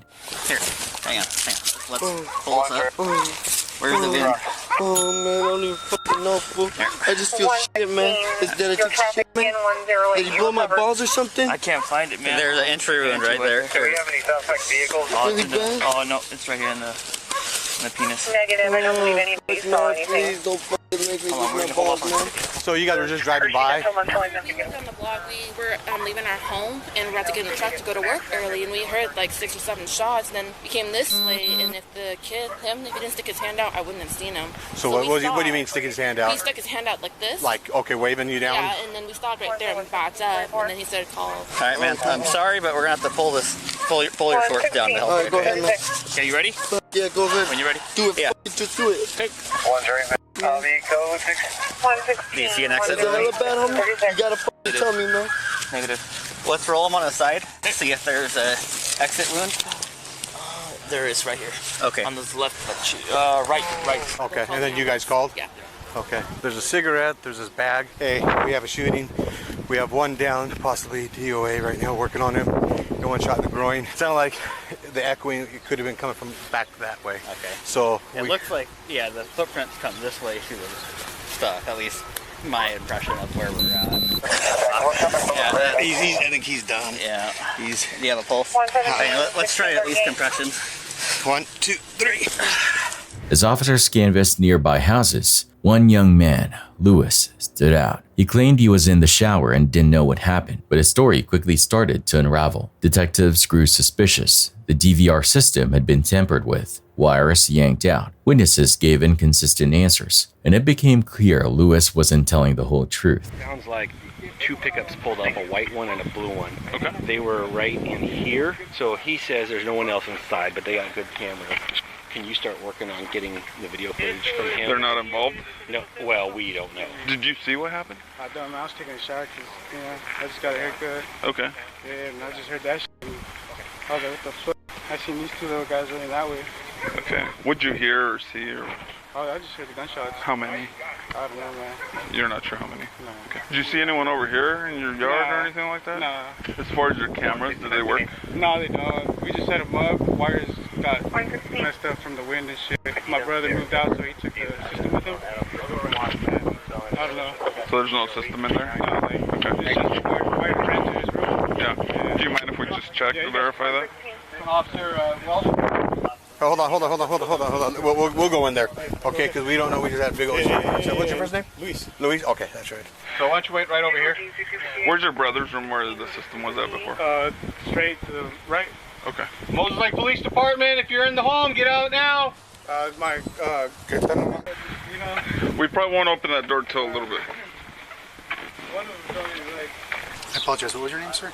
Luis. Luis. I'm Adam. Nice to meet you. I'm a detective with the police department. You said that nobody else is in here with you? No. No? Okay. Okay, did you hear anything out here? No, I was in the shower, man. You were in the shower? Yeah. Okay. Shower and just got back to my haircut. Okay. Where's the camera system you said? It was in the room. Which room? No, right. To the right. This one right here? No, behind. Left. Yeah. Okay. All right. And is it easy to find? No. Well, it's gone. So there's no system left here? It's just wires. Just wires? From what I know, yeah. Okay. I don't know if they've been bringing shit back, so. Gotta work. Okay, we just had a shooting here nearby. So I understand that you have a recorded video surveillance here? It doesn't, your video surveillance doesn't work? No? Why not, man? We need to know. Okay. Did you see a DVR in there? Yeah. There is one? Yeah. Supposedly brother moved out and took it with him. The cameras don't work. Okay. Dad was saying they do work earlier. Okay. Do you want to take him to the station and you and Adam start interviewing him? Yeah. I think that's going to be critical. I'll start processing the scene. We've got at least 8 cases here. Okay. And that's what witnesses heard, 7 to 8. Did they come to your house looking for a confrontation? They were just walking by, man. Okay. Literally. I had nothing to do with it. came out, boom. That's what I see. What was what with the red bag? I seen the red bag on the floor on the ground. That's all I seen. Okay. When we review the recorded video surveillance, it's not going to show you out here whatsoever engaging with these people. It'll show whatever. Okay. That's it. Took a shower and that was it. Yeah, that's my statement, man. I don't want to say anything else. You're just trying to finesse me. No, I'm not, man. I'm just trying to. Yeah, you are. What do you mean? No, I'm saying is you're in the shower for 20 minutes, and then what happened then? Did you hear gunshots? Yeah, I told you at my house I heard gunshots. I look at the window, red bag right there. Okay. Alright? You guys told to my house, questioning me like, what the you know? We're just engaging general conversation with you. That's all. Now you guys, every single one of you asked me the same question, like, damn. And then I feel weird like that. Okay. I'm not used to being around you motherfuckers. Okay. Eventually, investigators recovered the actual surveillance footage. It showed the confrontation that led up to the shooting.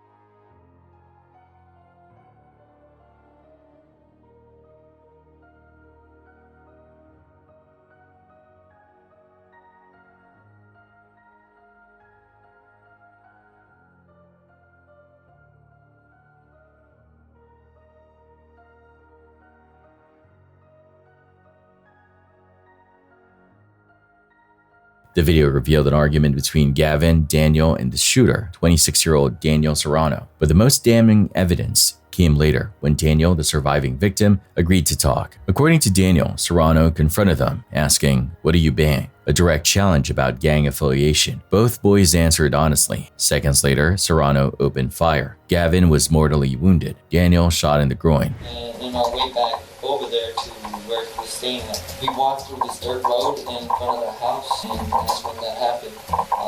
Guy just started walking forward, told us what we were affiliated with. We just, what we do, we just said what we were part of. And, which is? I like to leave that off the picture, if that's okay. And, and that's when he just shot right away. He shot me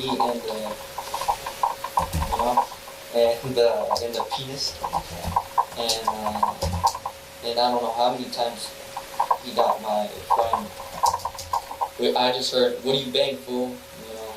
We just said what we said, and then he just shot at us. When he said, "What do you bang?" did you answer, or did Gavin answer, or did both of you answer? We both. But were you still in the road when you realized that you were? Yeah, we were on the road, and then when I finally realized that I got shot, that's when I started screaming, and they started telling me, bad words saying he shot me, and that's when I seen him pull out the driveway, and that's when I thought he was going to shoot again. So I went and grabbed my friend, and I tried to shield him, and he just left, I guess. While Lewis had tried to cover up for the shooter, Serrano was eventually tracked down. Surrounded by officers at his home, he had no way out. 1-2. I got 40. Daniel Serrano Sosa, you're under arrest. Come outside. Hey, if he comes out, you're lethal, less lethal. Serrano, come to us. Come to us. There's no escape out here. Yep. Daniel Serrano Sosa, you're under arrest. This is the police department. One window. One to the room. Receive. Daniel, you need to come out to me. Keep your hands up. Stop. Stop there. Stop there. Turn around. Put your hands on top of your head.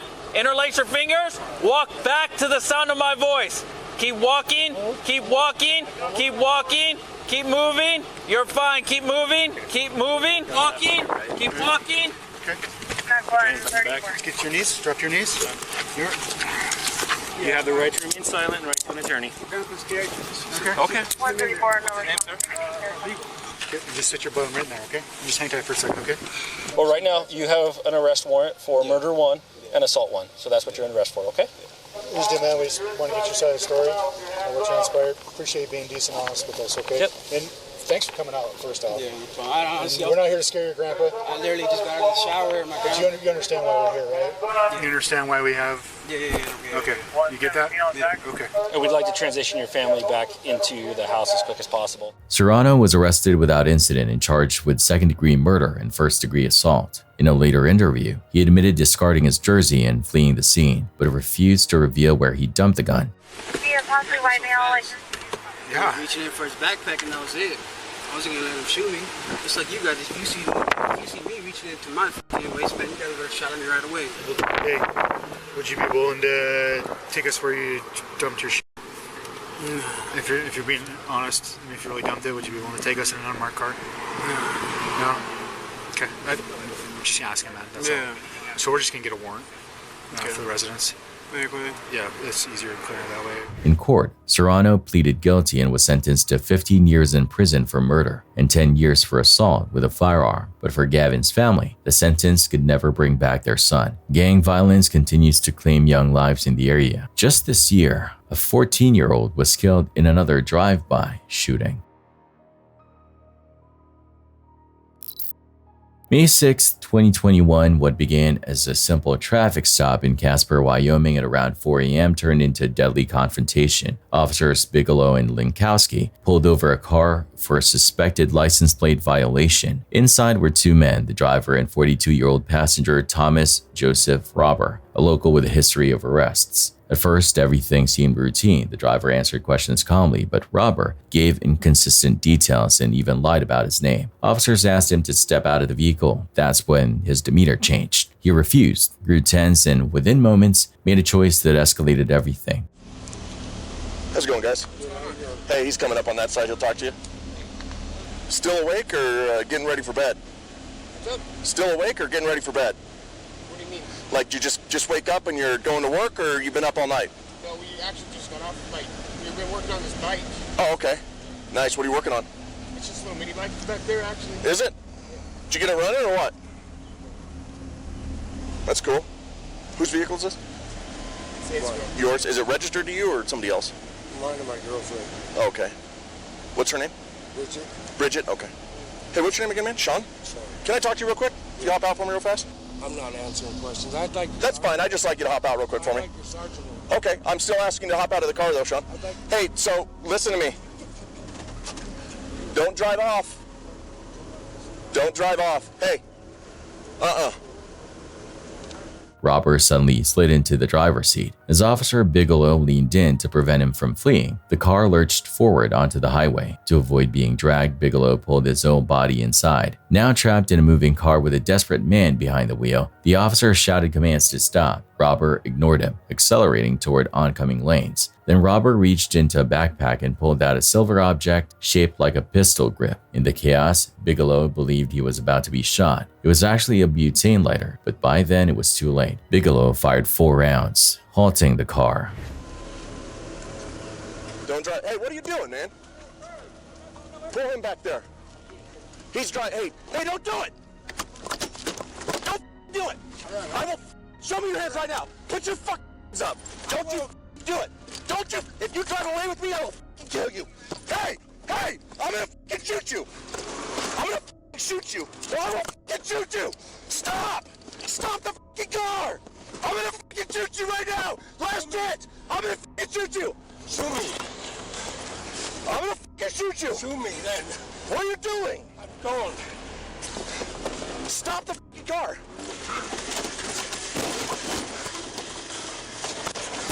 Go! Stop reaching! Stop reaching! Stop reaching! 329 shots fired! 329 shots fired! Show me your head! Show me your head!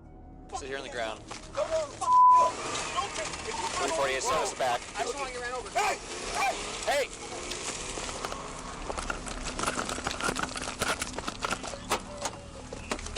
348 expedite. 25.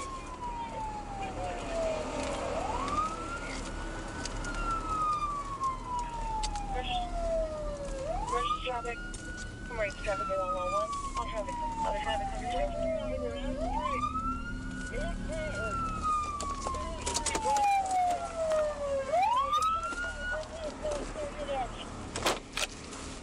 Robber was rushed to the hospital but didn't survive. Investigators later ruled the shooting justified, stating Robber's actions created an immediate threat to the officer and the public. I waited so long, man. I begged him to stop the car. He wouldn't stop. I was in it. I finally was like, he's going with me. He kept reaching. He kept digging. He wouldn't let me put it in park. I was telling him, I'm gonna shoot you, I'm gonna shoot you. He came around the corner like 40 miles an hour. I finally got it slammed in the park and the car started skidding. And then he lunged into the back, he started reaching, he grabbed something. I don't know what it was he grabbed. I couldn't see his hand. He reached over to the other side. I told him I'm gonna shoot you, and finally, I think I shot him like 3 or 4 times.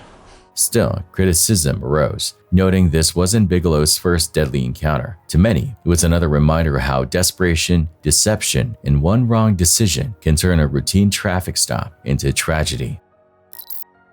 August 7th, 2016, at Schlitterbrain Water Park in Kansas City, Kansas. Families lined up for what was marketed as the ride of a lifetime. Verrückt, the tallest water slide in the world, towering 168 feet, taller than even Niagara Falls. It was nicknamed Insane for good reason. But that morning, the record-breaking slide would become the scene of an unthinkable tragedy. Among the guests was 10-year-old Caleb Schwab, the son of Kansas State Representative Scott Schwab. He boarded the raft with 2 women he had just met, as the ride required 3 riders for balance. As the raft plummeted down its nearly vertical drop, it gained too much speed. On the second hill, the raft went airborne. Caleb was thrown from his seat and struck a metal support bar attached to the overhead safety net. The impact was fatal. He was decapitated instantly. The 2 women survived but were left with broken bones and severe injuries.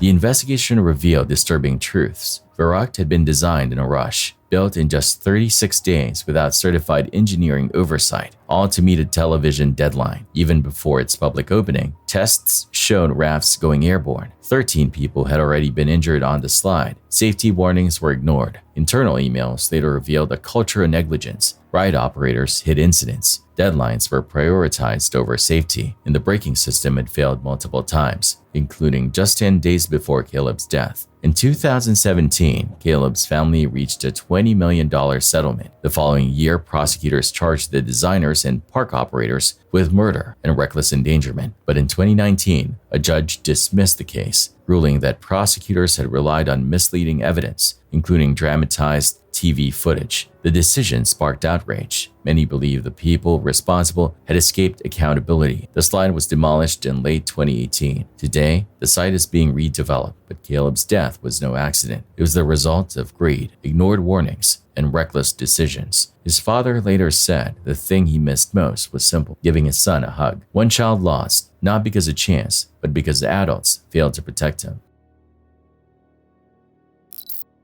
July 17, 2007, TAM Airlines Flight 3054 departed Porto Alegre, bound for Sao Paulo's Congonhas Airport, one of Brazil's busiest and most notoriously difficult airports. The Airbus A320 carried 181 passengers and 6 crew, but one detail set this flight apart. Its right engine's thrust reverser was deactivated, legal but adding risk in an airport known for short-range slick runways. That evening, weather worsened. Heavy rain drenched the already slippery tarmac. At 6:48 p.m., Flight 3054 touched down at 142 knots. Immediately, something was wrong. The flight data recorder revealed the left thrust lever was pulled correctly into reverse, but the right remained at climb power, one engine braking, the other accelerating.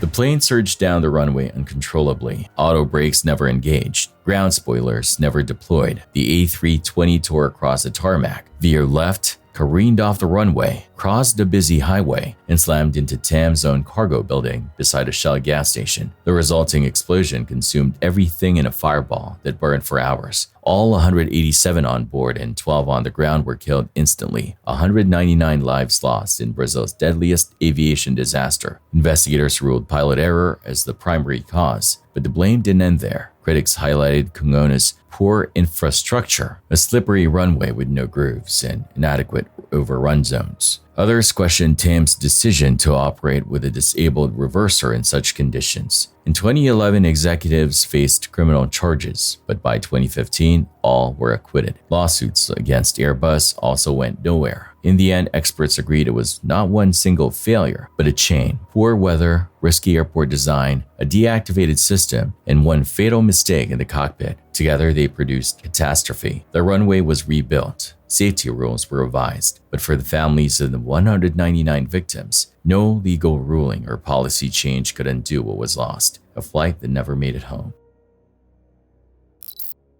Since the 1960s, the Reno air races had been an American spectacle. Vintage World War II planes screaming just feet above the desert floor, cheered on by thousands. But on September 16, 2011, that spectacle turned into one of the deadliest airshow disasters in U.S. history.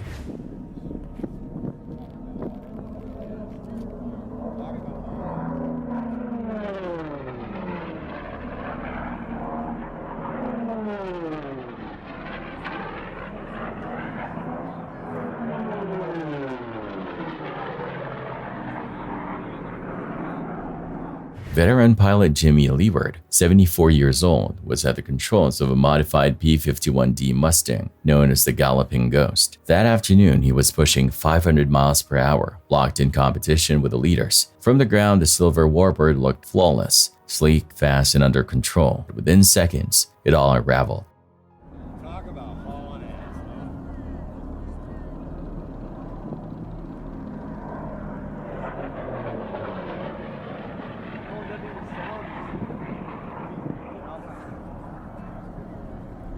Couple, you can really tell they're moving.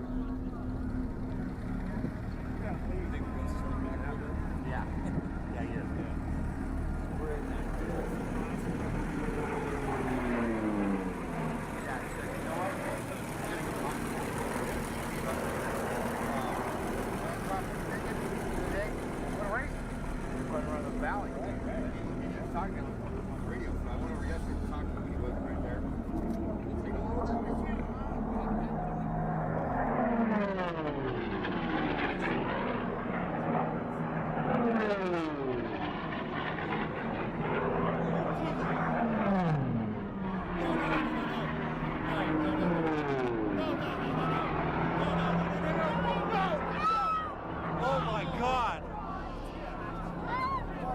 Oh my God.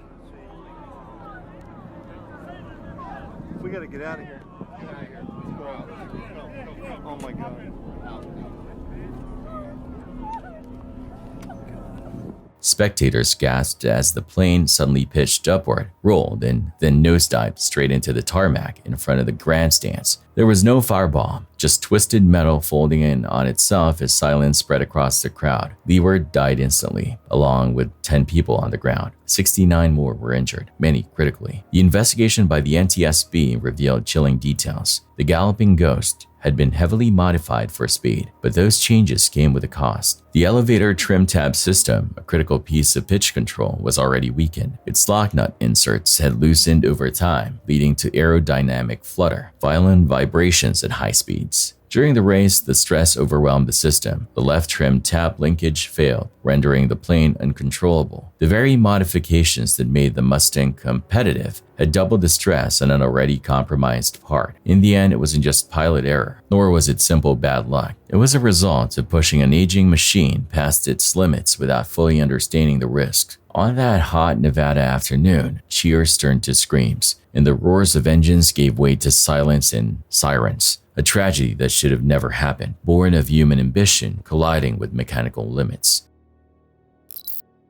It was October 2, 2023, early in the morning, a little after 4 a.m., on a calm Brooklyn street. A young couple on their way home from a Long Island wedding waited at a bus station close to Malcolm X Boulevard. They were worn out, still in their formal attire, and probably just wanted to sleep. However, what followed would fundamentally alter both New York City and the neighborhoods that Ryan Carson fought for his entire life. It is recommended that viewers exercise caution. You're going to witness something extremely unsettling.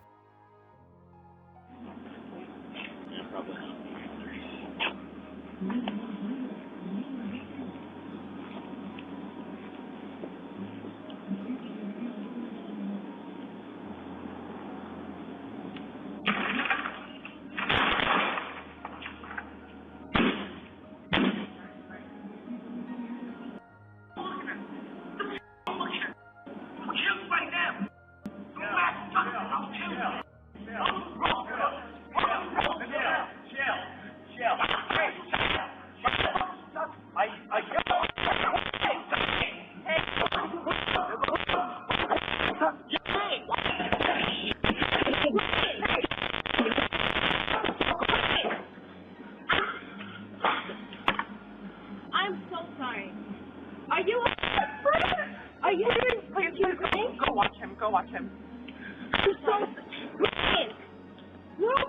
Ryan Carson was just 32 years old, a social justice activist, a builder of communities, and a man known for his relentless compassion. On that October night, he was sitting on a bench beside his girlfriend in Brooklyn. The streets were quiet. Surveillance footage shows a man walking past. Nothing unusual, no confrontation. But within moments, the ordinary shifted into horror. The stranger lashed out, kicking a nearby scooter before turning back toward the couple. His words were sharp. "What are you looking at?" Ryan did what so many would hope to do in that moment. He tried to de-escalate. Calm voice, careful steps back, but the man's rage was already spilling over. In seconds, he lunged. A knife flashed in the dark. Ryan was struck again and again in the chest before collapsing onto the pavement. The attacker turned the blade toward Ryan's girlfriend, terrifying her, then vanished into the night. Paramedics rushed Ryan to Kings County Hospital, but the wounds were too severe. Shortly after arrival, he was pronounced dead. Days later, police identified the suspect as 18-year-old Brian Dowling, who was taken into custody. But for Ryan's loved ones, the arrest could never undo the loss, because Ryan Carson was not just another New Yorker. He was a fighter, a dreamer, a voice that carried far beyond himself. For more than a decade, he championed social and environmental justice. He worked with the New York Public Interest Research Group, and he founded NODNY, an organization dedicated to ending the overdose crisis. His advocacy wasn't symbolic. Once, he walked 150 miles across New York State to raise awareness. Friends called him relentless, creative, and kind. Senator Chuck Schumer described him as an extraordinary activist. Assemblymember Emily Gallagher recalled how she had been planning to celebrate his birthday, only to stand at his funeral instead. In his final hours, Ryan was celebrating love. His life's work was about protecting others, lifting voices, and fighting for dignity. His death is a brutal reminder how fragile life can be, even for those who dedicate theirs to justice. Ryan Carson's story does not end in that moment of violence. It continues in the movements he built, in the voices he inspired, and in the people who carry his fight forward. At the Paradise Bali Gym, a place normally filled with positivity, personal records, and post-workout smoothies, silence fell on July 15, 2023. That morning, Justin Vicky, a respected fitness coach, bodybuilder, and online motivator, stepped under the bar for a back squat loaded with 210 kilograms, about 462 pounds. Justin wasn't a novice. He was known for his perfect form, humble attitude, and relentless discipline. But on this day, things went wrong. As he lowered into the squat, his legs gave way. The barbell pitched forward, and in a split second, it came crashing down onto the back of his neck. His spotter couldn't catch the weight in time. The impact fractured his neck and damaged vital nerves. Despite surgery and desperate efforts at the hospital, Justin died the following day. He was just 33. Tributes poured in across the fitness world, remembering him as both an inspiration and a friend. Yet his death sparked difficult questions. Why weren't safety bars in place? Why only one spotter? And why didn't he bail sooner? The tragedy became a haunting reminder that in the gym, even for the strongest among us, gravity always wins. On February 10, 2023, South Africa lost one of its brightest stars. Kieran Jared Forbes, better known as AKA, was a 35-year-old rapper and producer celebrated as one of the country's most successful hip-hop artists. That night, he was in Durban, promoting his new album and celebrating his birthday with friends. AKA visited a popular restaurant called Wish on Florida Road, sharing updates with fans on social media throughout the evening.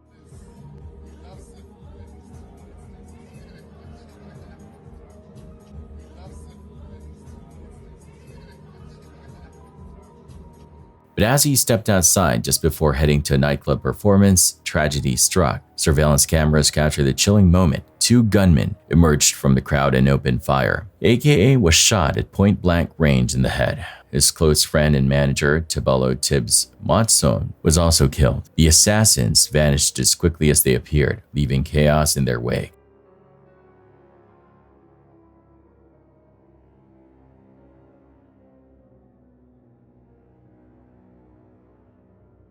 Within weeks, police discovered the getaway vehicle and began piecing together the plot. By 2024, multiple suspects had been arrested, including alleged shooters, organizers, and financiers of the hit. For fans, the loss was devastating. AKA had defined a generation of South African music, blending local sounds with global hip-hop and inspiring countless young artists. His murder remains under investigation, but the legacy of his music endures. The question of who ordered his killing and why still lingers, a haunting reminder how fragile even the brightest careers can be. On July 22, 2025, tragedy struck in Brescia, northern Italy, when an ultralight aircraft plummeted onto a busy highway. Surveillance footage captured the plane nosediving into the asphalt before erupting into fireball, igniting two nearby cars and scattering debris across multiple lanes.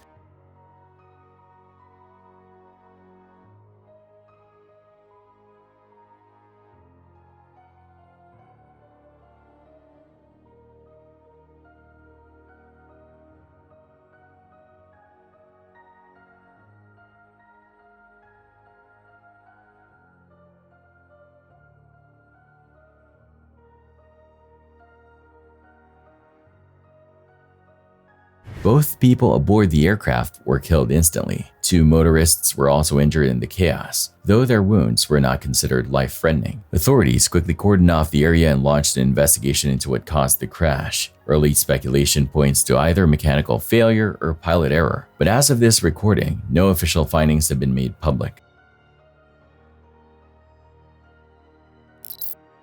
When encountering clear signs of child abuse in public, people respond in very different ways. Some choose to ignore it, not wanting to interfere in another family's affairs, while others feel compelled to step in, often finding creative ways to help without escalating the situation. On New Year's Day 2021, fate put Orlando, Florida waitress Flavian Carvalho in exactly that position. She wasn't even supposed to be working that day, but stepped in after a coworker called in sick. The shift had been busy but uneventful, until late in the day when only a few tables remained occupied. One of those tables held a family of four, two adults, an 11-year-old boy, and a 4-year-old girl. Although she wasn't serving them, Flavian noticed troubling details while passing by. Acting quickly but discreetly, she scribbled a small sign with a message asking the boy if he was okay and if he needed help, holding it in a way that only he could see. Police 911, this is Fahad on a recorded line. What's the address of your emergency?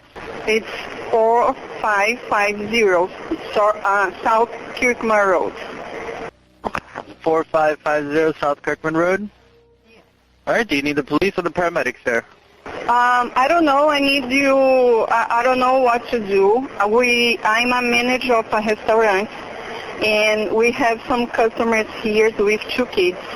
One of the kids is with a lot of bruises on his arms and on his face.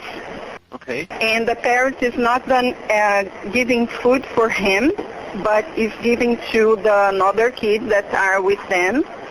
And the one is so quiet, and I asked him on a paper if he needs help.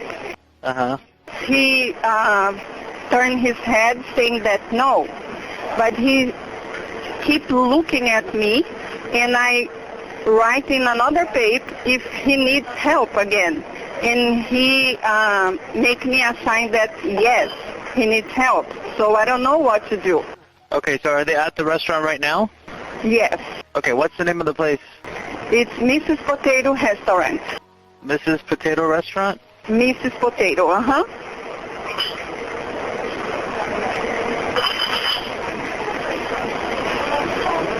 All right, and the family that's there, is it, how old is the child, first of all? How old does he look to you? About 8 years old.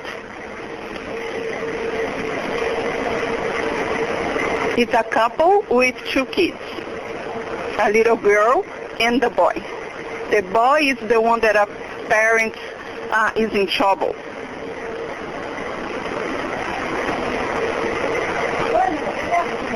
I'm super concerned and I don't know what to do. Can you give me some advice what I can? Well, I can send the police over there. You're just gonna.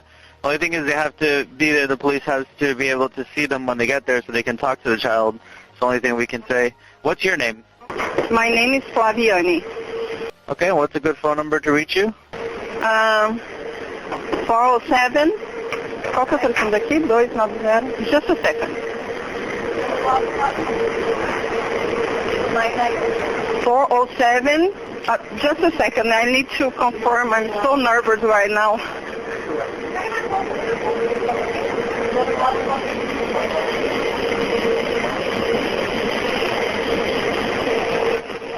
Okay. They are about to leave in about 10 to 15 minutes. Okay, hold on.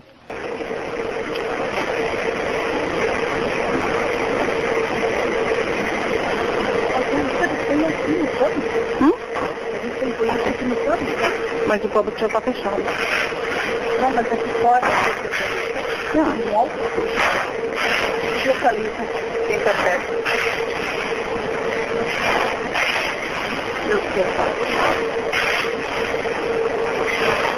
All right, Fabiani, I'm going to go ahead and send the police over to you. We're asking everybody that's meeting with the officers if you've had the flu, any flu-like symptoms or had contact with somebody that has recently? No. Okay. Also, how many people did you say were there in total again? I'm sorry? It's a family of 4. 2 kids and 2 adults. Okay. And the other kids are being treated fairly from what it looks like? I'm sorry? The other kids look like they're being treated fairly? No, just the boy. It's with bruises and he's not eating. The others are eating.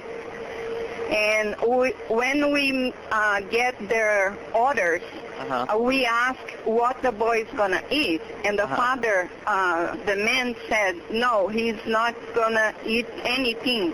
He's going to have his dinner at home. And the 3 is eating, and the boy eats separate from them, and they give anything to him. Okay. All right. Well, just keep an eye on them. Of course, you can't stop them from leaving or anything, but I will let the police will come out there as soon as possible. Just call us back if anything changes before they leave.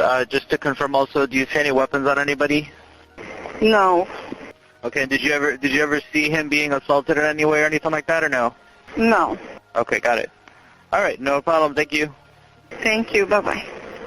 When police arrived, they separated the boy from the adults and questioned them individually. Both Timothy Wilson II and his wife, Kristen Swan, were arrested on the spot. Wilson now faces multiple counts of child abuse. Though no trial has taken place as of this recording, investigators soon learned this wasn't the first time Wilson had been accused of such behavior. After his arrest, police spoke with his ex-wife, Amanda Powell, who described their marriage as volatile and claimed she ended it after just 1 year due to alleged physical abuse toward her 2 sons from a previous relationship. Reports also suggest Wilson may have been abusive toward Powell herself. As for the 4-year-old girl, who was also present at the restaurant, police noted she showed no visible signs of abuse and did not disclose being harmed. Authorities believe this may be because she is Wilson's biological daughter, and his alleged violence appears to have been directed only at stepchildren. The boy's biological father, Keith Lewis, stated he had been kept out of his son's life for 6 years due to a turbulent relationship with Swan. Following the incident, Lewis is pursuing full custody, a case that is still ongoing. Thanks for watching. Stay vigilant, friends.